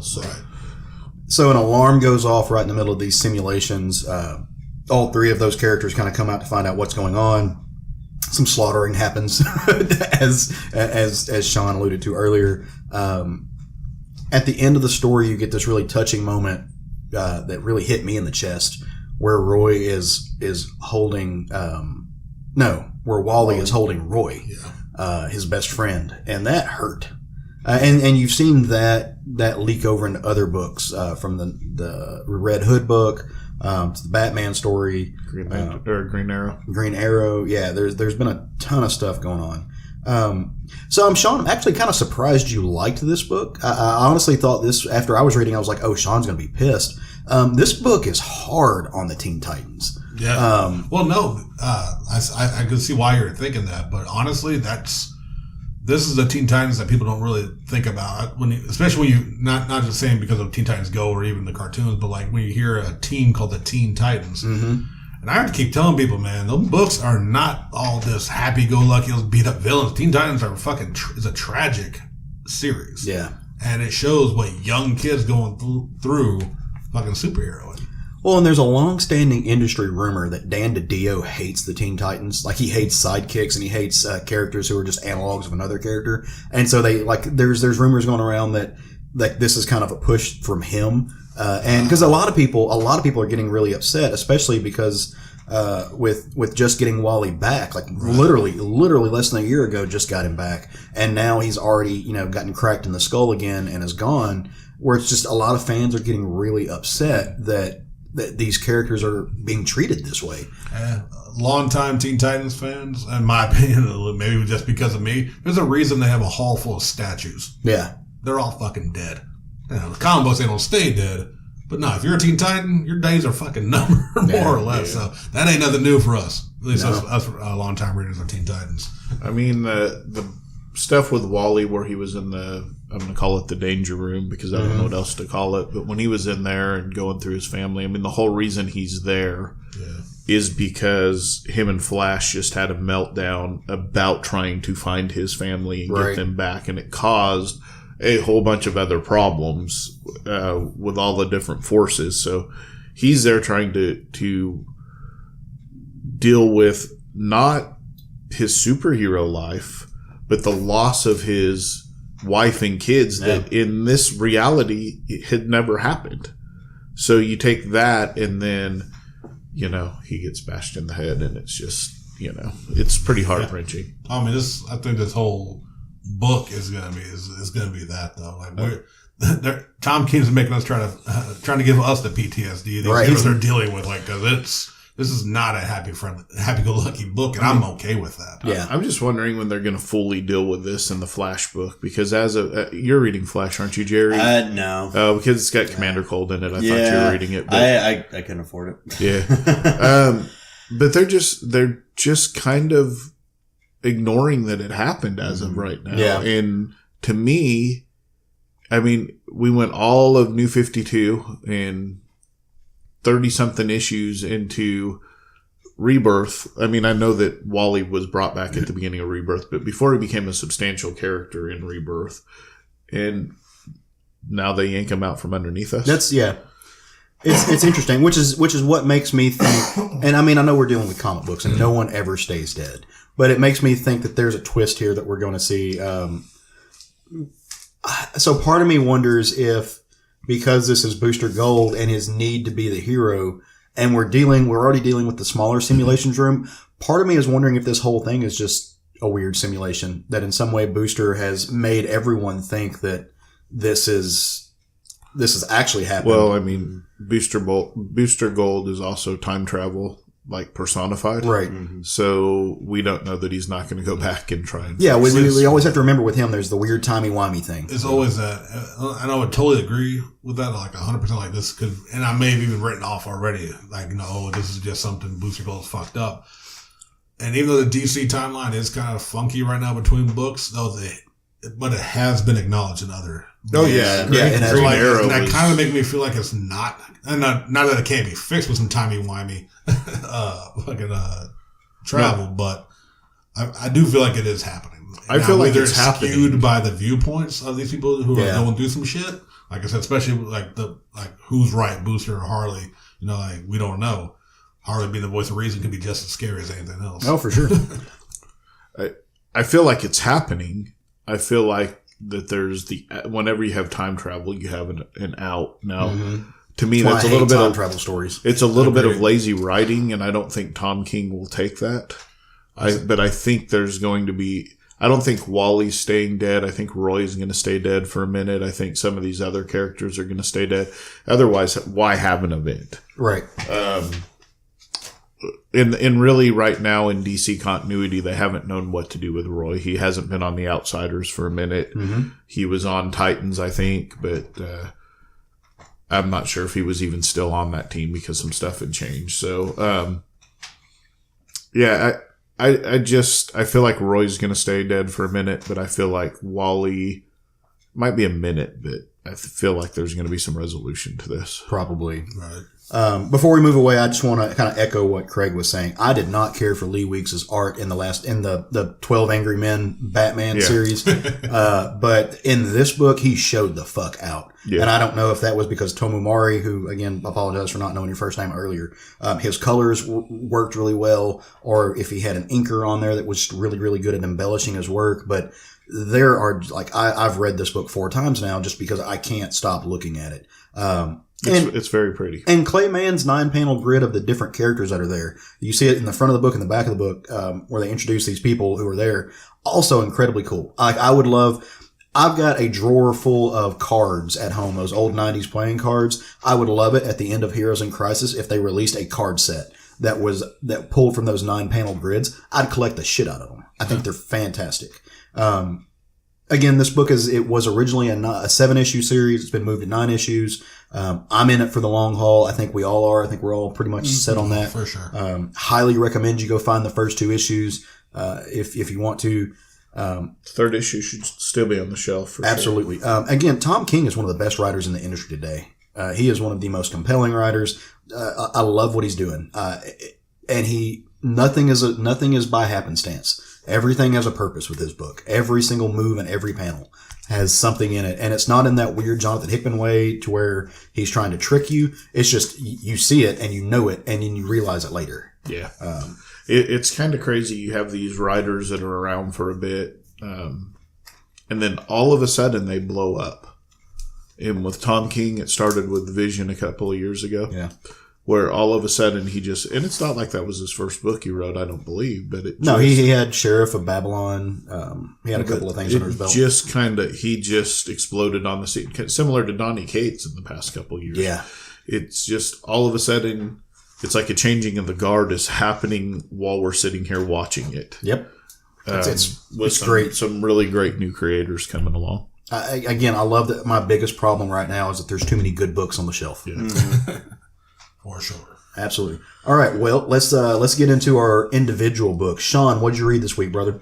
My book of the week was the only other book I bought this week, but it was still a very good issue. That's Uncanny X-Men number 3, the relaunch of the series. I don't think we've talked about the first 2, but the third book is definitely, this has been a weekly release if you're not buying the books. They're coming out every week. I think the first 8 issues are going to be, I believe it's going to be the first 10 issues. They're all going to be weekly. Then it'll go into its normal monthly thing. But what's been going on is several stories, which is why it hadn't been my picks, because it's kind of been, for me at least, a little kind of a jumbled mess in a sense of just like absolutely agree. 3 stories that haven't really connected, but they're all obviously they're going on at the same time. But it's like got X-Men divided up into 3 teams, one of which I have no idea who any of these characters were. I quit reading X-Men for a good while during, I think it was called the New X-Men era. Yeah, it's Glob and that. Yeah, like I don't know any damn one of them. Stuff? Yeah, yeah. So it's been hit and miss with me. But this one I want to talk about because it's finally starting to come together. The X-Men have been dealing with, like I said, multiple crises.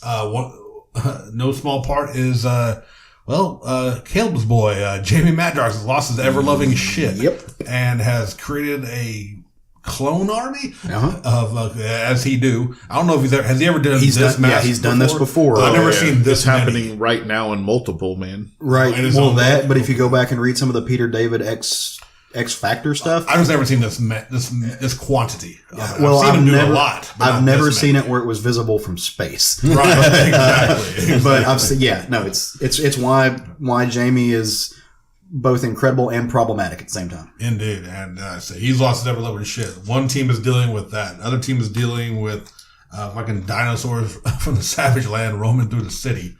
And then there's also the new X-Men.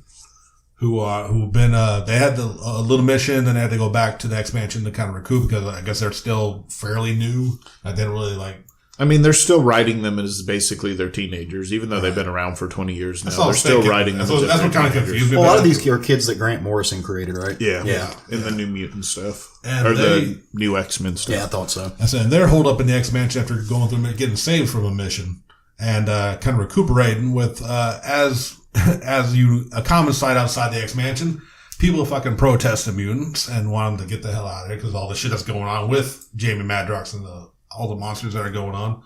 And then you see a gentleman who I didn't know who it was.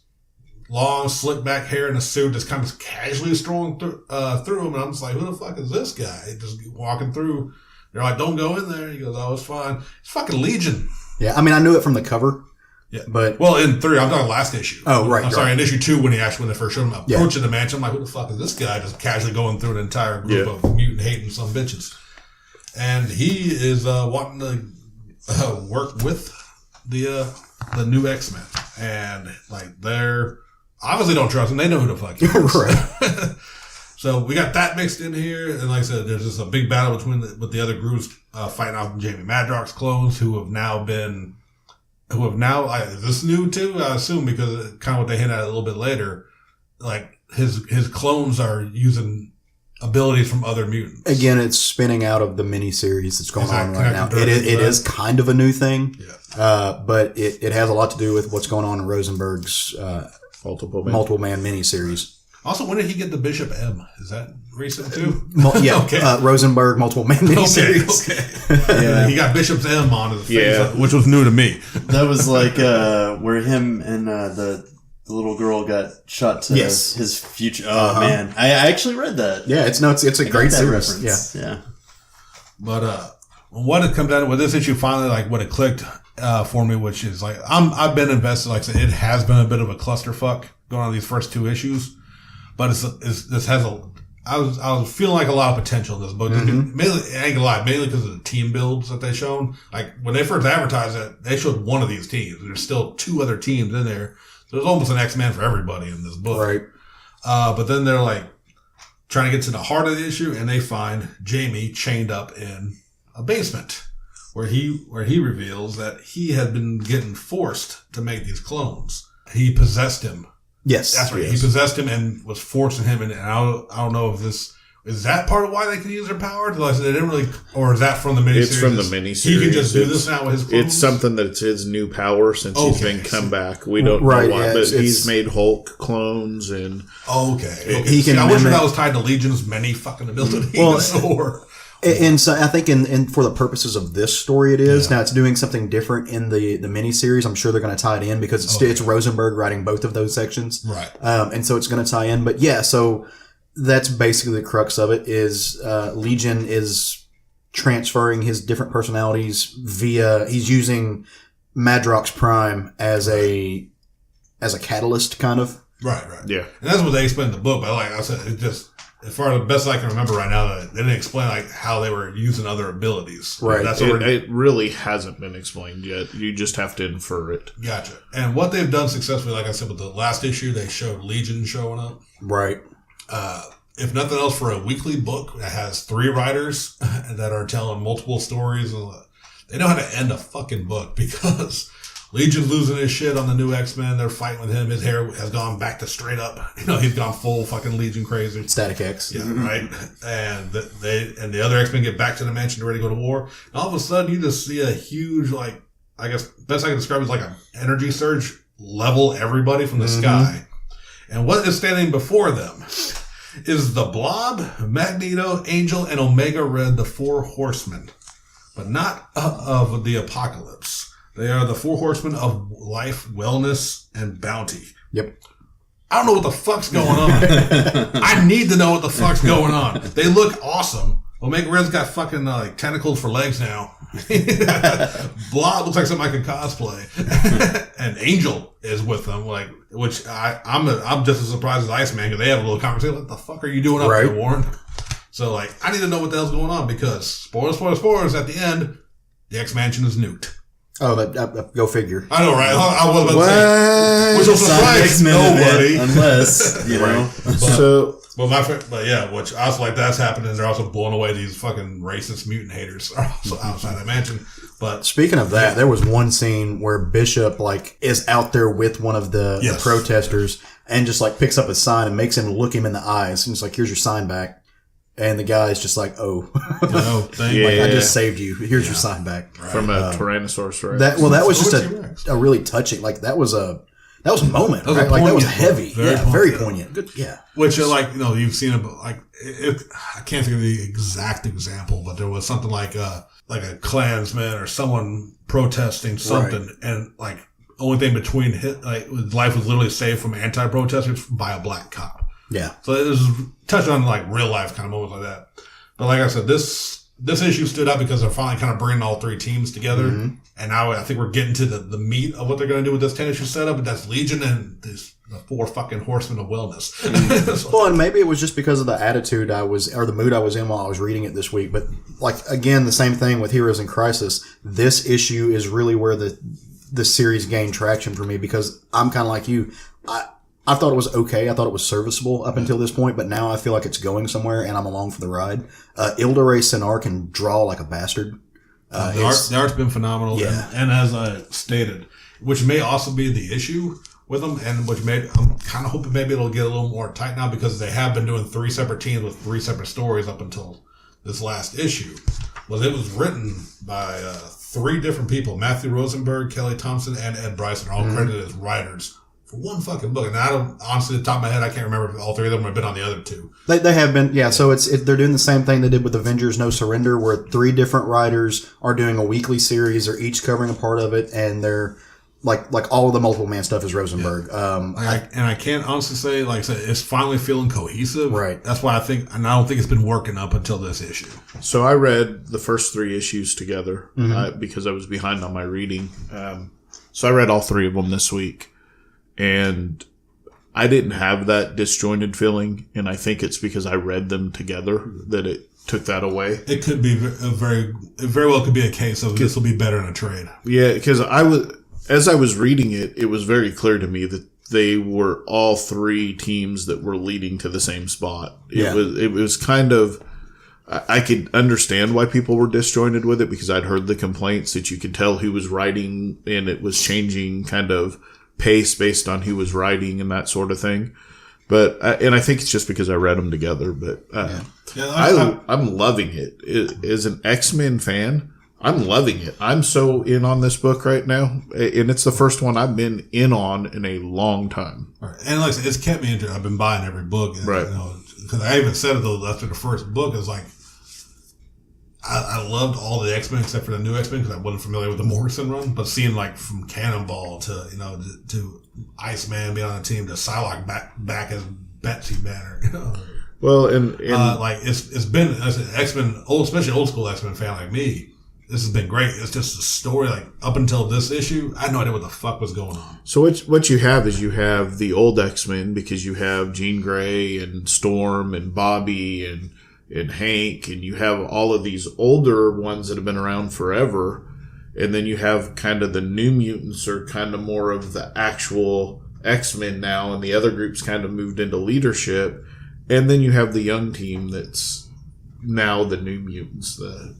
So it's kind of interesting because you're seeing the generational pool of X-Men that you've.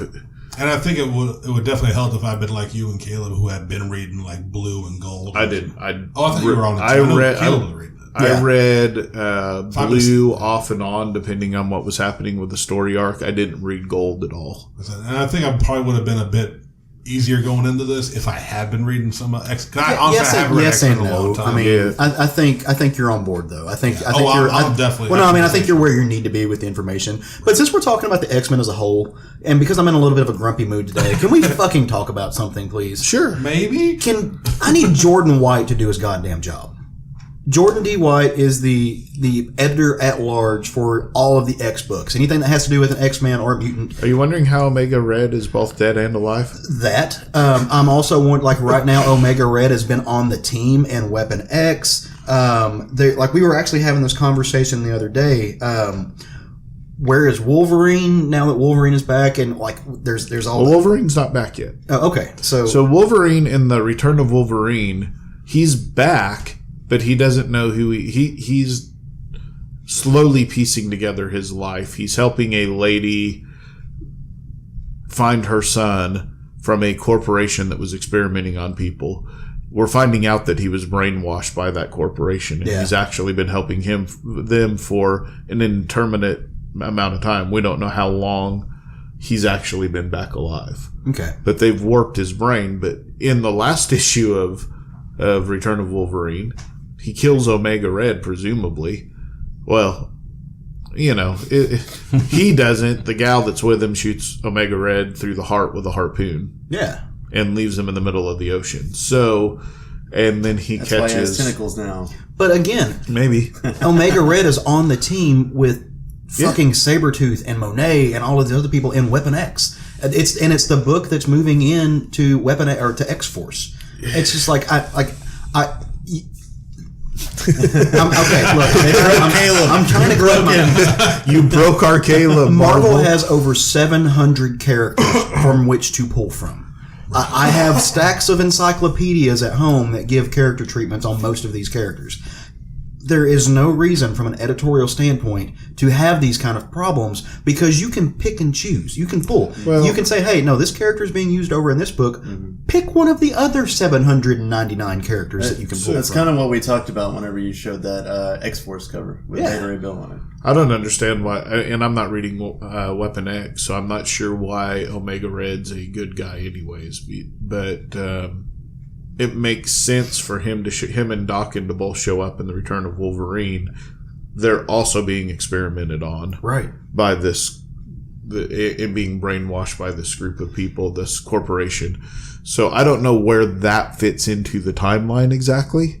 It may, and it could also be clones. Wolverine could be a clone at this point, for sure. I just want some baseline of connectivity between the X books. If we're going to have 50 X books, give me a baseline. So the reality is this has been a minor issue at Marvel for a few years. Forever.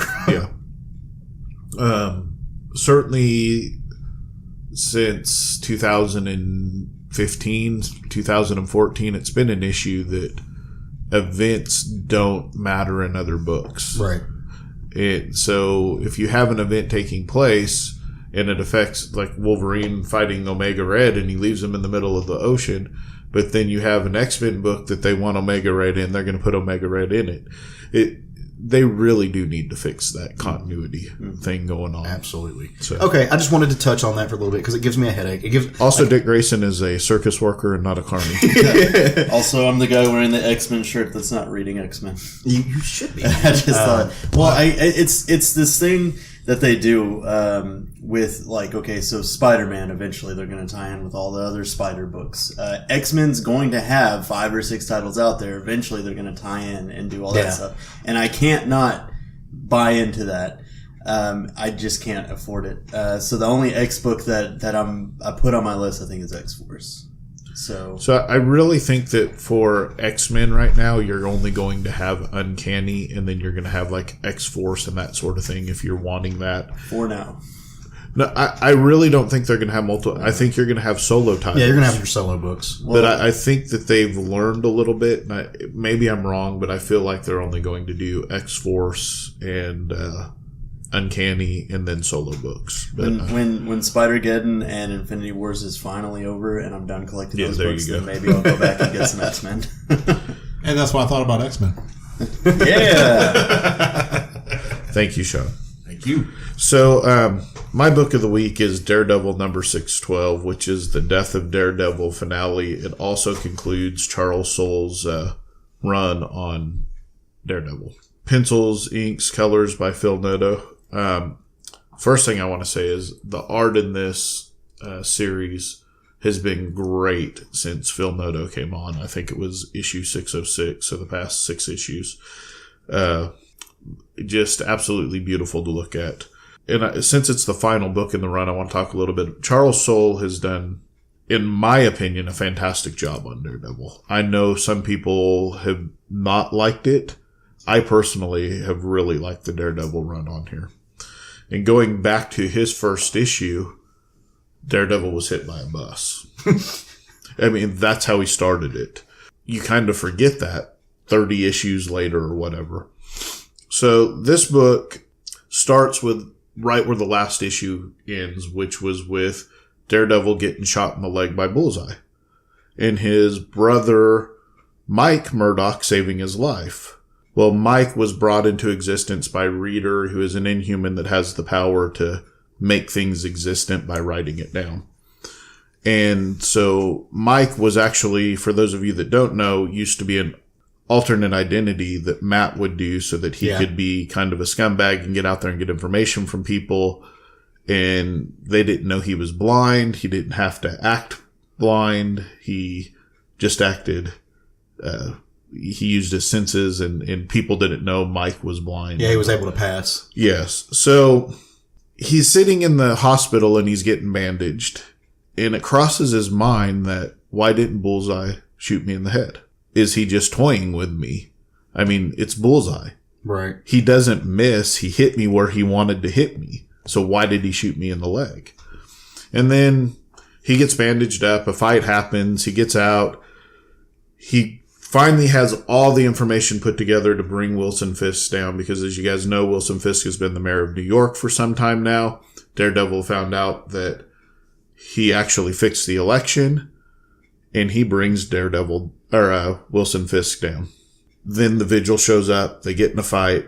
Matt Murdock beats him up, pulls off his mask, and the Vigil is Matt Murdock in a very Luke Skywalker moment where you are your own villain. You're your own worst villain. And so then you're like, well, what the fuck's going on? Well, at about that point, the next page is Matt Murdock laying on a hospital table being operated on. Oh. And come to find out, he's been fighting for his life on the operation table for who knows how long. Was it from when he was hit by the bus? Is Charles Soule's entire run of Daredevil a dream? If I were a Daredevil reader, I would be angry as fuck. So, no, people are actually loving this. So, except for the people that hate it because they're projecting that Wilson Fisk is Donald Trump and, you know, the alt-right bullshit. So, and he doesn't give you any closure. He just said, it goes to Matt Murdock going, well, if I wake up, I've got to go back to what I was doing. You know, maybe I should just lay here and die. And then it's Karen going, you did the best you can. Why don't you just come with me? And because, you know, she's dead. So she's going, just come with me and we'll go on. The pages go black for like 3 pages. And then it just shows a heartbeat line with a beat again. Huh. So he died and is being reborn figuratively. Right. In leading into Chip Zdarsky's run, who's going to start, next day. I don't know if they're restarting with probably going to issue number 1 with legacy lettering or numbering would be my guess. But it's going to be 100% up to Chip Zdarsky to decide at what point Daredevil went into the hospital. Mm-hmm. What event that happened during Charles Soule's run went into the hospital.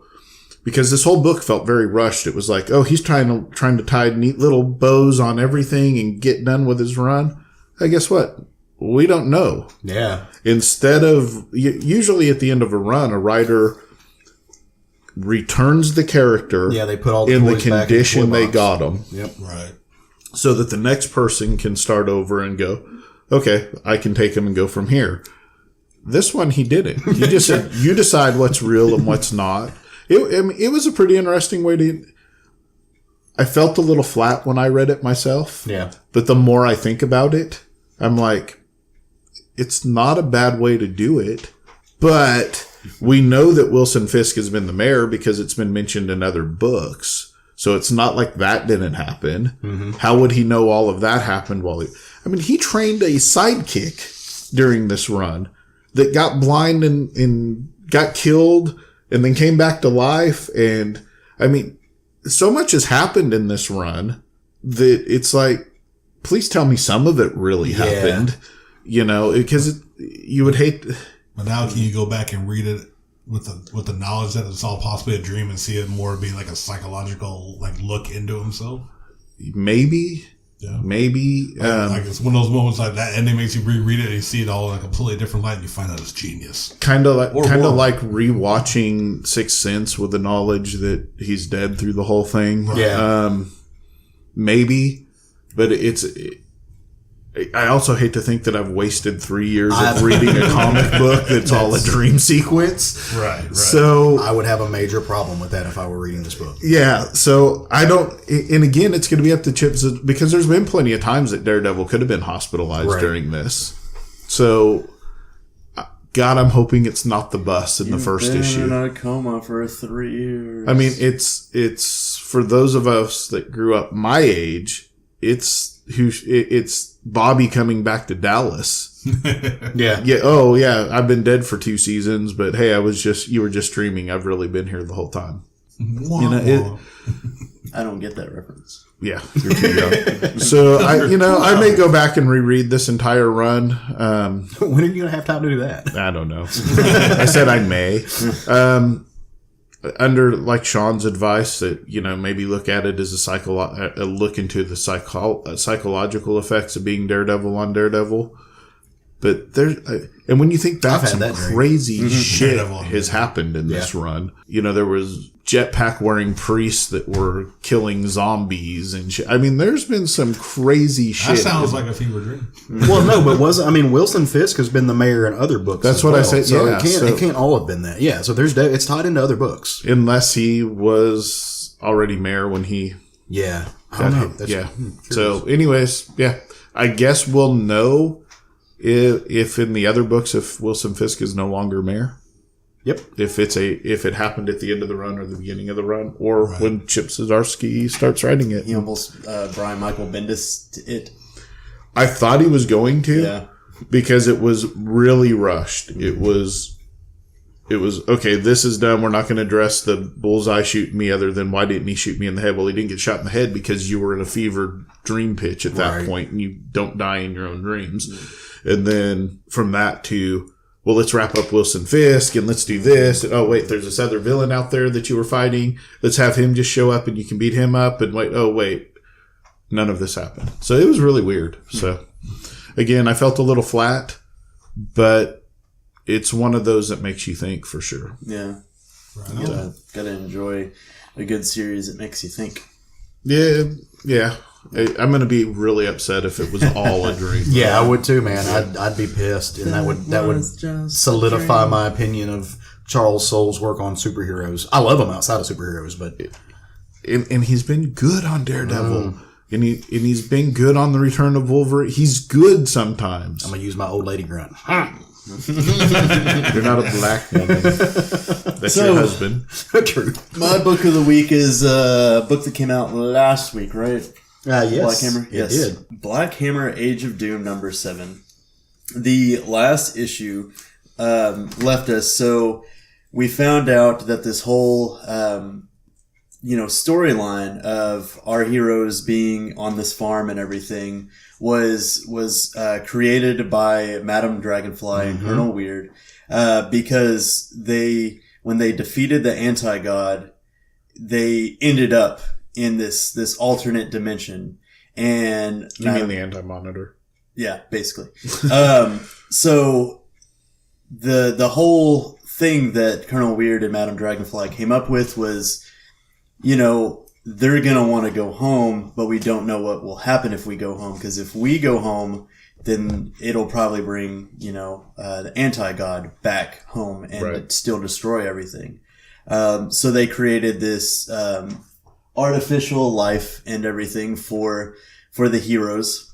I guess Colonel Weird finally decided, since he's already seen all this, he already knows what's going to happen, that he just decided that, screw it. We're doing this. Everybody, we're going to make it there anyway. So here we go.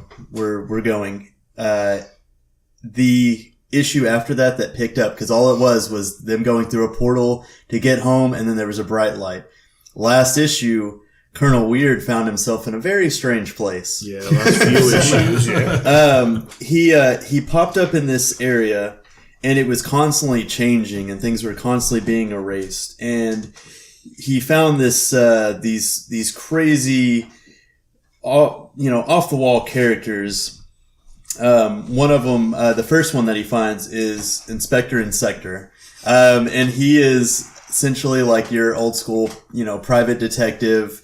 And he introduces him. They go into this cave, into their safe haven, and he introduces him into all these other like weird, characters that are out there. And at the beginning of this issue, they start explaining their stories, and you find out that all of these characters were ideas for stories that people have had. and stories that they were going to write, but they never came to fruition. Yeah. Fruition. What he said. Words. So they find out that I guess since Colonel Weird came here, that so did Anti-God, and he is pretty much erasing everything. Three of the characters that they mentioned were actually like a nod off, because all of these are nods to different characters that have comic books and stuff in our real world, because that's basically what Black Hammer is. In this one, they have these 3 animals. There's a duck, a pig, and a rabbit. And apparently they were supposed to be paired off with the superheroes, you know, from Colonel Weird's world. Like, I think they had, I want to say it was a golden goose, that was supposed to be, Golden Gale's, pet. They had like a pig for Black Hammer, and, I can't remember who the rabbit was supposed to be. But their whole thing was that, the goose starts talking and says like, you know, we've actually been in an issue. Well, the issue that he's referring to is Black Hammer number 8 of the first series. So they're like, yeah, we made an appearance in 1 issue. So they kind of use that, and they've hatched this plan of like, you know, we need to get past Anti-Monitor to this place. Anti-God, yeah, I know. See what you did, Craig? So they decide like, hey, we got to make it out of here, make it past him and fight. And on their way there, they lose a lot of those characters. They get erased and everything. But Colonel Weird, Inspector, Insector, and these 3 animals all make it out. And they make it into this cave, and they end up slipping out. And whenever they fall out, they find themselves coming out of an ear. Yeah. And it turns out it's this giant person, and there's a giant cloud covering their face, and it's obviously Jeff Lemire. Yeah. So Colonel Weird's just basically like, so this person created us all, you know, what's going on here? And the Inspector Insector looks over and he's like, I don't think so. Look at this. And it shows all these other creators. And with the way that they plan this book out, I'm sure at some point somebody's going to come in and be like, oh yeah, this is this person, this is this person. Because I mean, obviously this is Jeff Lemire. He wears a lot of those button up, what's that style called? Plaid, button up plaid shirts and stuff like that. But yeah, it was just really kind of very cool and very meta of like, these are the creators, these are the source of all the stories, and ours is only a tiny part of that. I'm sure one's Dave Stewart. Probably. Well, yeah. What I love about that spread is that they've all got their head in the clouds. It's a diverse group of people with their heads in the clouds that bring us these stories that we absolutely love, and that create the world that we live in. Yeah. And I just love it because a lot of times they mention, you know, imagine and imagination, and this is Image Comics. So it's just very fitting, I feel, that they would have that. And so Colonel Weird decides like, well, I'm going to go and I'm going to try to, it's not Image, sure. Huh? Dark Horse. Oh, Dark Horse. Wow. Yeah. It's all good. I totally flubbed on that. I just didn't want to leave that out there. They're going to cut our sponsorship, but okay. No, it is Dark Horse, and they still have a lot of imagination and fantastic stories out. Don't angry tweet me. So Colonel Weird, you know, decides like, you know, all of my friends and everything are probably, you know, up there in the clouds. So he leaves the other 4 characters down, and he goes to look for his friends, and he just kind of disappears into this cloud, and we get to see the fates of all of his friends of Gale and Abe and everybody in the next issue. And then another thing that they pop up in at the end of it is they've got another series coming out soon, a miniseries. I can't tell if it's I can't remember if it's a miniseries or a one shot, but it's because you know Jeff Lemire has really been on point about doing his side series and stuff for this, and they've all been really fantastic. This is obviously a world that Jeff Lemire has put a lot of work and time into. Oh, this is why Jeff Lemire is like in the top 3 writers producing anything today. Yeah. Not just comics, but literature, just period. Well, the man's a goddamn genius. Yeah. I mean, this is something he put together in his. I believe he's probably been working on this for years. No, this may be his magnum opus. Mapped out a lot of characters in it and everything, but the title of the next series is Cthulhuese, and they've mentioned Cthulhu in the regular Black Hammer series maybe once or twice here and there, but the series that they really touched on it was the Frankenstein. Yep. What was the Sherlock Frankenstein 4-issue miniseries that he did, and in that one Lucy actually went and went to talk to Cthulhu and then actually met Cthulhuese. So we actually get some more expanse on that series too. So the man's brain is, I want to live in it. It's just, it's so good. Yeah. And it's why these have all been picked up and optioned for television shows now. Yeah. And they actually, I forgot to mention that they did change the artist whenever they switched to this world of dreams and imagination. And it was Rich Tomaso. Yep. And like, his art has been so fitting for this like weird and crazy world and all these strange characters that they've created. I love that they changed artists for that couple of books because it didn't feel right. It felt right for what was going on, but for what we had been reading, it didn't feel right. But it was meant to feel that way. Goddamn genius. Yeah. Yep. Yeah. Like, it's really interesting because, Jeff Lemire is an artist himself, so he could have just done it, but he knew the tone that he wanted to go for and everything for that, and that's why he picked this artist for this story. Yeah, I mean, it's a spoiler, but Jeff Lemire is all the fuck over my Golden Geekery Awards. Yeah. Just all over that shit. Yeah, and it's crazy because I think he was in a lot of our stuff for last year too, whenever we were going over it. But man, the man has ideas and concepts that are just so good. All right. Well, that means it's my turn. I'm going to be really quick because I'm sorry, Caleb. I think that's all the time I have to do. And that's fine. I don't have a lot to say about this book, except that it was really good. It is the final issue of Marvel 2-in-1, and this one features the Human Torch and the Invisible Woman, written by Chip Zdarsky, drawn by Ramon K. Perez, beautifully, colored by Federico Blee, and lettered by Joe Caramagna. Sorry. This is a great book. This book pretty much wraps up all of what's happened in this 12-issue series. This book starts where the entire series starts. Mole Man is doing his thing, and he wants control of the monsters again so that he can be Mole Man and wreck the universe. He goes to a Dr. Rashna, who has been a character in this book that has went along some of the adventures with Johnny and Ben as they've time hopped trying to find the first family. Obviously, the first family is back now, and they're all sitting in their apartment, hanging out, chit-chatting, talking about going on adventures. Rita's going to go explore the Gammaverse, which is an interesting thing. Johnny's still dealing with some of his hurt feelings about, number one, his sister and her husband and his niece and nephew went on this adventure without him. They let him think that they were dead. Ben gave him a sense of false hope when he knew that this machine that they were having, I can't for the life of me remember what it was called off the top of my head right now, that was allowing them to jump through these universes that they had created. It was really, really great. At the end of it, like I said, Mole Man had went and talked to Rashna. He's like, hey, I need you to help me get my power back. She kind of refused. You find out in the book. He built his own set of giant robotic monsters to kind of come trash Manhattan. Of course, the group teams up and stops him. Johnny burns his really, really expensive new leather coat, and he doesn't really care, although Sue is being all mom-like and be like, you wasted your money.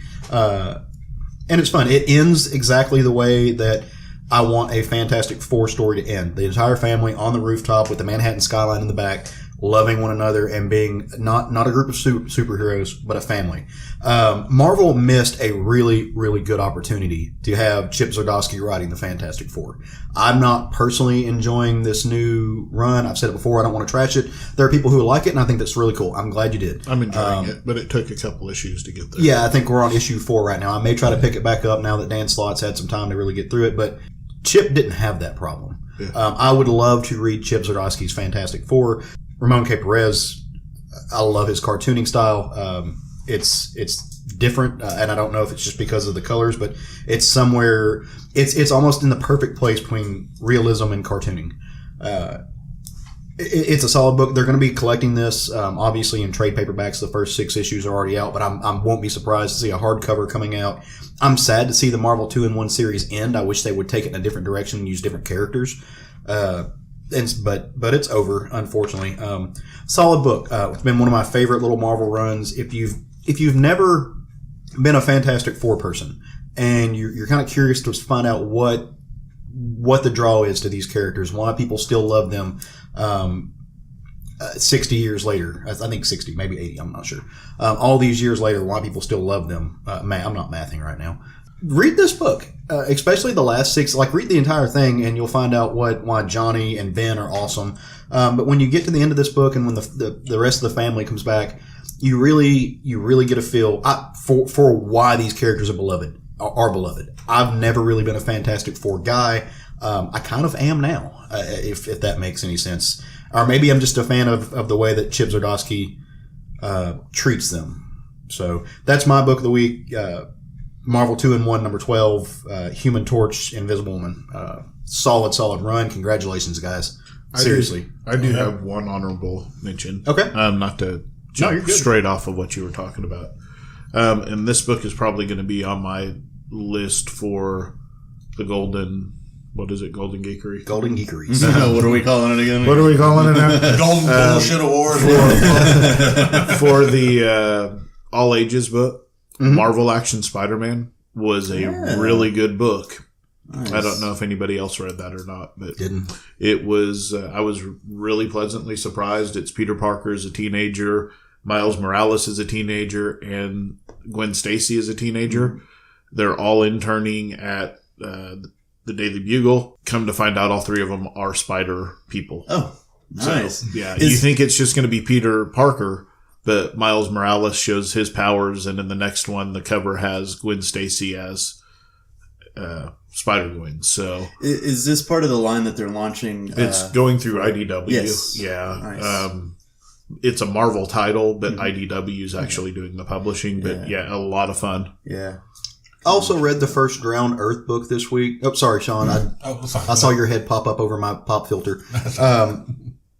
I just want to say that I didn't really care for the story, but Francis Manipold's art was awesome. It ended better than it started. Yeah. Francis Manipold. I just want to say that Jerry put in my hands Lollipop Kids and Midwest, and those were both amazing books. I'm pretty sure you talked Lollipop Middle Kids. West. Middle West, sorry. I think first issue. The first issue and second, which I read the first one that wasn't necessarily there. Second issue put me 100% on the book. And Middle West is already going to be fucking phenomenal just from the first book. If it's going the direction I assume it's going, and it's going to be fucking amazing. Yeah. I was sold immediately. Big props to both those books. I actually read something that I wasn't expecting to really be crazy about. Ironheart came out this week. Yeah, it was good. I actually really enjoyed it. Yeah. I look forward. I'm not when it comes to Iron Man, I like the concept more than I like the character. He's just always kind of gone into those same things of oh no, he lost his armor, or he's an alcoholic again, or something like that. So it's kind of nice that we have a character that has the same kind of intelligence and motif of having that armor and stuff, but we can write new stories with her and everything like that. I really, really like that. Yep. Awesome. And it goes back a week, but I also want to throw a shout out to Shuri number 1, or Shuri number 2. We roundtabled Shuri number 1 on the show, but Shuri number 2 answered a lot of the questions that we had and showed us what direction the book was going in, and I'm in love. I'm in love with this book. Awesome. So check it out. All right, let's get ahead of ourselves a little bit and talk about some books that are coming out next week, just briefly. As you guys know, every Wednesday is the day that new comic books drop at your local comic shop or your local online retailer. And these are some books that you can expect to see this Wednesday. Craig, what are you getting ahead of yourself with? Wicked and Devine by Image Comics. Kieran Gillen, Jamie McKelvey, and Matthew Wilson starts its final arc with issue number 40. This is a book that if you haven't been reading it, pick it up in trade paperback. It will definitely be one of my trades that we do for a trade special at some point. Very nice. Solid series. Yeah. So much fun. Mine, I'm going to get ahead of myself and tell you guys to go pick up Martian Manhunter #1. Steve Orlando is writing it, and one of my favorite artists in the game right now, Riley Rossmo, is doing the art. It takes a look at John Jones's life a little bit before he came to Earth. Apparently, in this story, they're doing a little bit of retconning his backstory.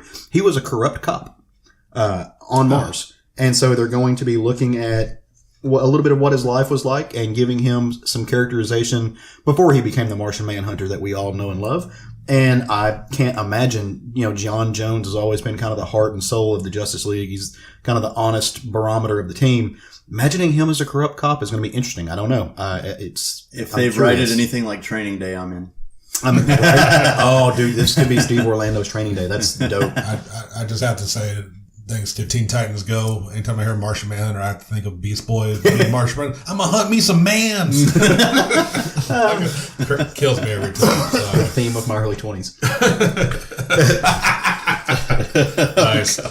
The book I'm looking forward to next week is... I'm really looking forward to it because I don't know when the last fucking issue came out. Sword Daughter #4. Yes. Yeah, I thought about that too. It's been a long fucking time. And I'm hyped to get back on this book because I love me some Vikings. That is brought to us by Brian Wood and Matt Chater. I really wanted to talk about this book, and I was worried for a second that Craig was going to talk about it because it is by Carrie and Gillian. Die. I've been pretty hyped about it. It kind of takes one of those themes that Sean and I really like to watch in anime and, puts it into American comics. And the art is Stephanie Hans and Jamie McKelvey. Die is a pitch black fantasy where a group of 40-something adults have to deal with the returning unearthly horror they barely survived as teenage role players. If Carrion's in a rush, he describes it as goth Jumanji. That only captures a sliver of what you'll find in an oversized debut issue where fantasy gets all too real. So this is their next book after Wicked and Devine because it's the same team. Yeah. That's what they mentioned in this. I think it's going to be an ongoing. I'm sure as it will well. Be. And so it kind of like whenever I was first hearing about it, because I think the cover of it is actually.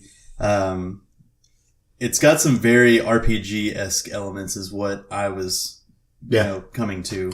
And that's, I will buy the t-shirt if they make a t-shirt this time. I missed out on buying the t-shirt for Wicked and Devine one. Yeah. But yeah, I'm sold on it. Like I said, Sean and I watch so much anime that's really great right now of like characters in the regular mundane world getting whisked away into a fantasy world, and it usually goes very wrong. So... That's a very common trope, even in Western culture, to start fantasy novels. Is to this here lately, the last couple of years, it's called isekai in anime of just it's a Sword Art Online. The last few years, it's especially been abundant in anime here lately. Also, Venom #9 comes out for sure. It's been so good. I'm not sure if it comes out this week or the next week, but the trade paperback for Unnatural, the first collected edition, I believe comes out. Merc Andolfo, that Sean you've been raving about, and issue 5 comes out. Yeah, I'm ready to get that book. I'm ready to read. I think you're going to dig it. I think so. Well, guys, have we kind of shot our bolt on this one? We're ready to bring this thing home? Yes, sir. All right, let's do it. I don't know that reference you just made. I just agree with him and walked away. We hope you've enjoyed listening to us for the past 2 hours, talk about some funny books and some pop culture and everything else that we really, really do enjoy. If you want more of this, because we want you to want more of this, check out our past episodes. They're all available online, but also come join us on our Facebook page. We're constantly posting articles. We're talking about news. We're creating kind of a community of people who enjoy the same things that we do. Doesn't matter who you are. We were talking about earlier, if you're a badass geek girl, if you're, a black nerd, if you're a gay guy like me, or if you're a lesbian or whatever, we would like to welcome you. We even accept straight white males. We even accept straight white males. After we survey you for a little bit. But no, we're building a community for everybody. We really hope you guys will join us on there. We also are constantly posting on our Instagram. If you want to see some of these drawings that Sean's been doing, they're all over our Instagram feed. We have a really, really lots of fun stuff going on our YouTube page that's connected to the show. We're on Twitter getting in arguments with trolls all the time. It's my favorite pastime. Other than that, we really hope you will let your friends know. If you want to do us a solid, go leave us a rating and review on iTunes and come back next week for more. And go on and vote on those Golden Geekery Awards. It's real simple. You click one link. You don't even have to fill out the entire thing. If you don't know an answer, skip it. Go deal with it later. And other than that, go forth and love some comics. Woo! What he said. I hope that picked That up. was fucking perfect.